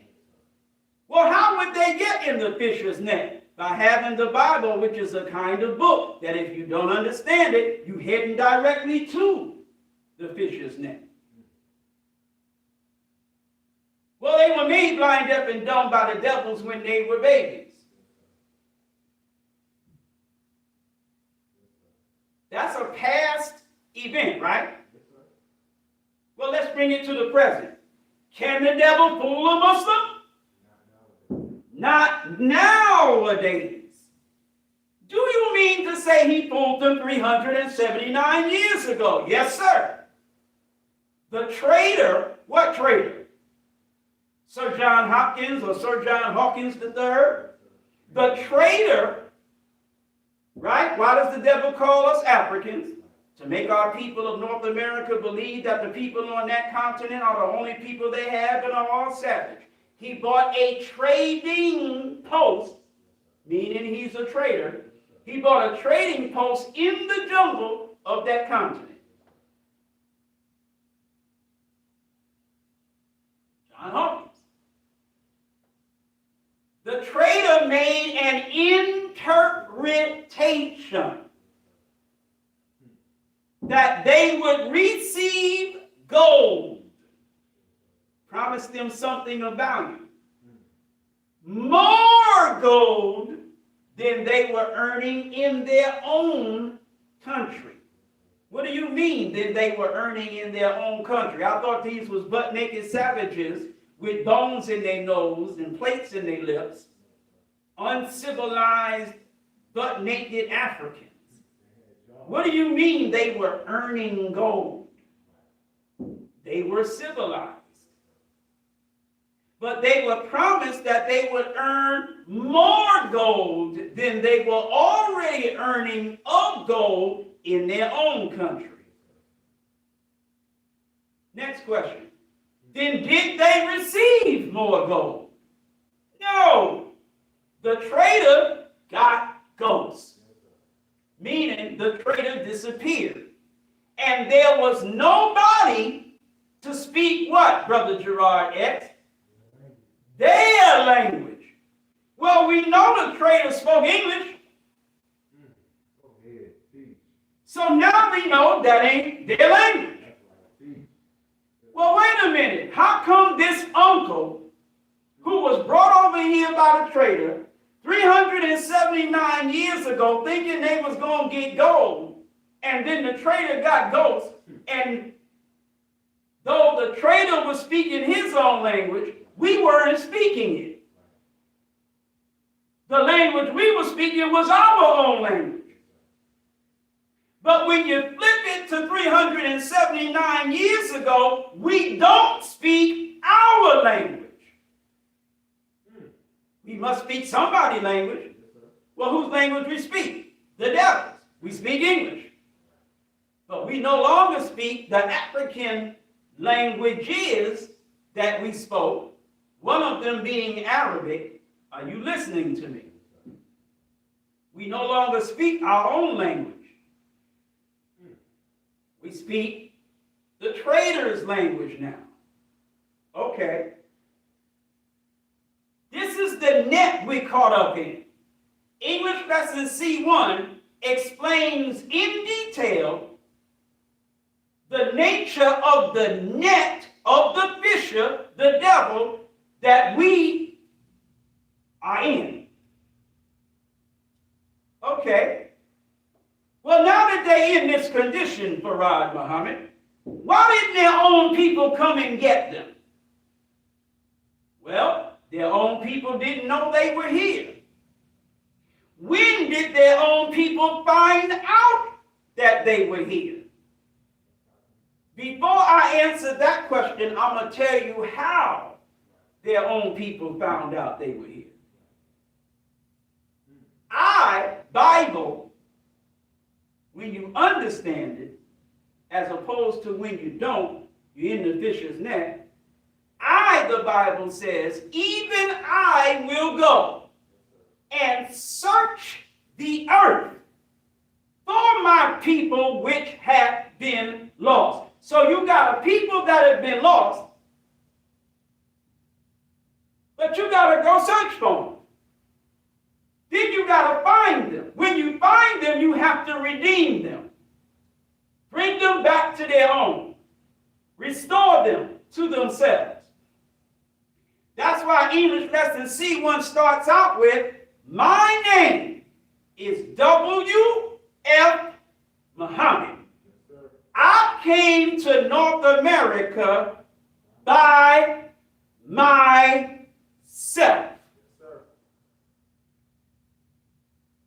Talk back to me. All right. I came to North America by myself. Then it goes into my uncle was brought over here by the trader 379 years ago and all that other stuff. So somewhere in the area of the 1870s, that's when our own people found out we were here. And a decision was made that one of us would go up into the hills, get a white woman, clean her up, and make her fit to bear a black man from her white womb, who would be our son, not some nigga from California, who is in Detroit now, I think. Went from California to Mississippi, from Mississippi to damn Detroit. Don't know where you at, don't give a damn. But you ain't come from the east even unto the west. You wasn't even on the east coast of the west. You was on the west coast of the damn west talking about you the son of man. You crazy as hell. The Bible says he was seen coming from Mount Paran, which is in Arabia.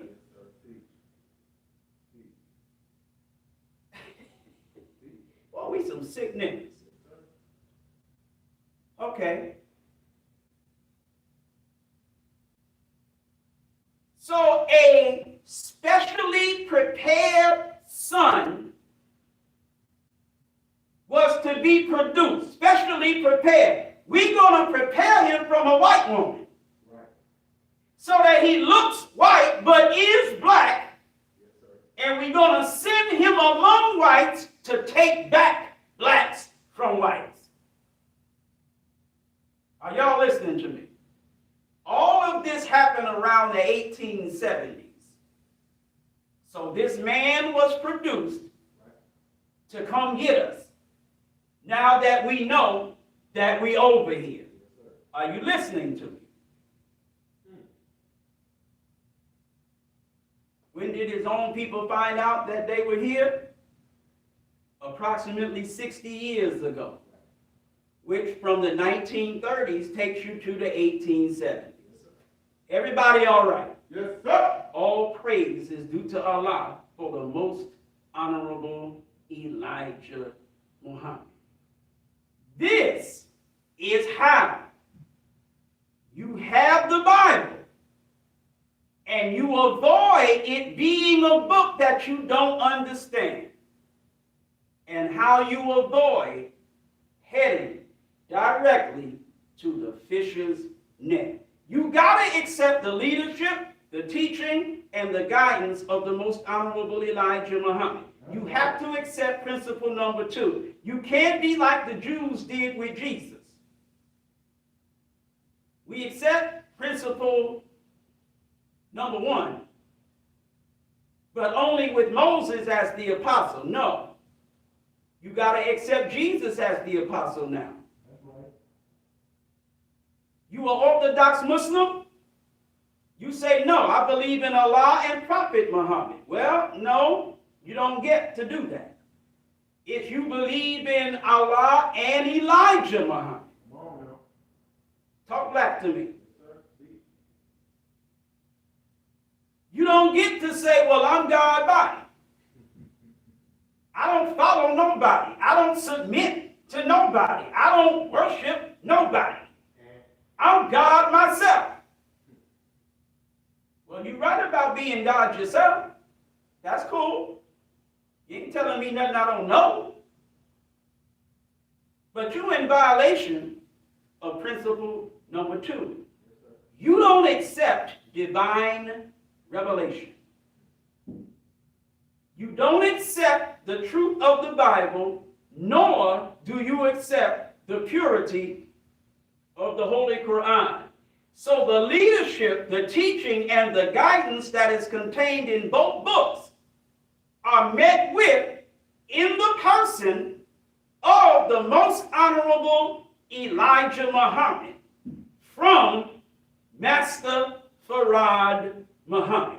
And that's why, as I close really this time, we say, in the name of Allah, who came in the person of Master Farad Muhammad, and in the name of his last and his greatest messenger,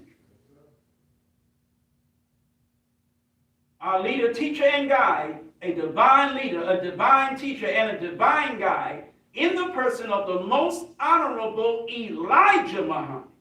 That's how we start talking to you.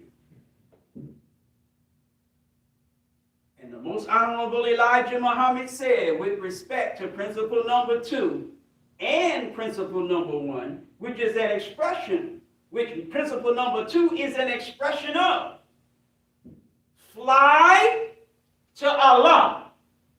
Who did he say to fly to? Himself? He didn't say fly to me. He said fly to Farad. When he said Allah, he meant Farad. He said fly, meaning hurry up. Fly to Allah and follow me. Because you can't get to Allah unless you come through me. Y'all all right? Yes, sir. Thank you for listening. The Bible and the Fisher's Net. Assalamu alaikum. Wa alaikum salam, sir.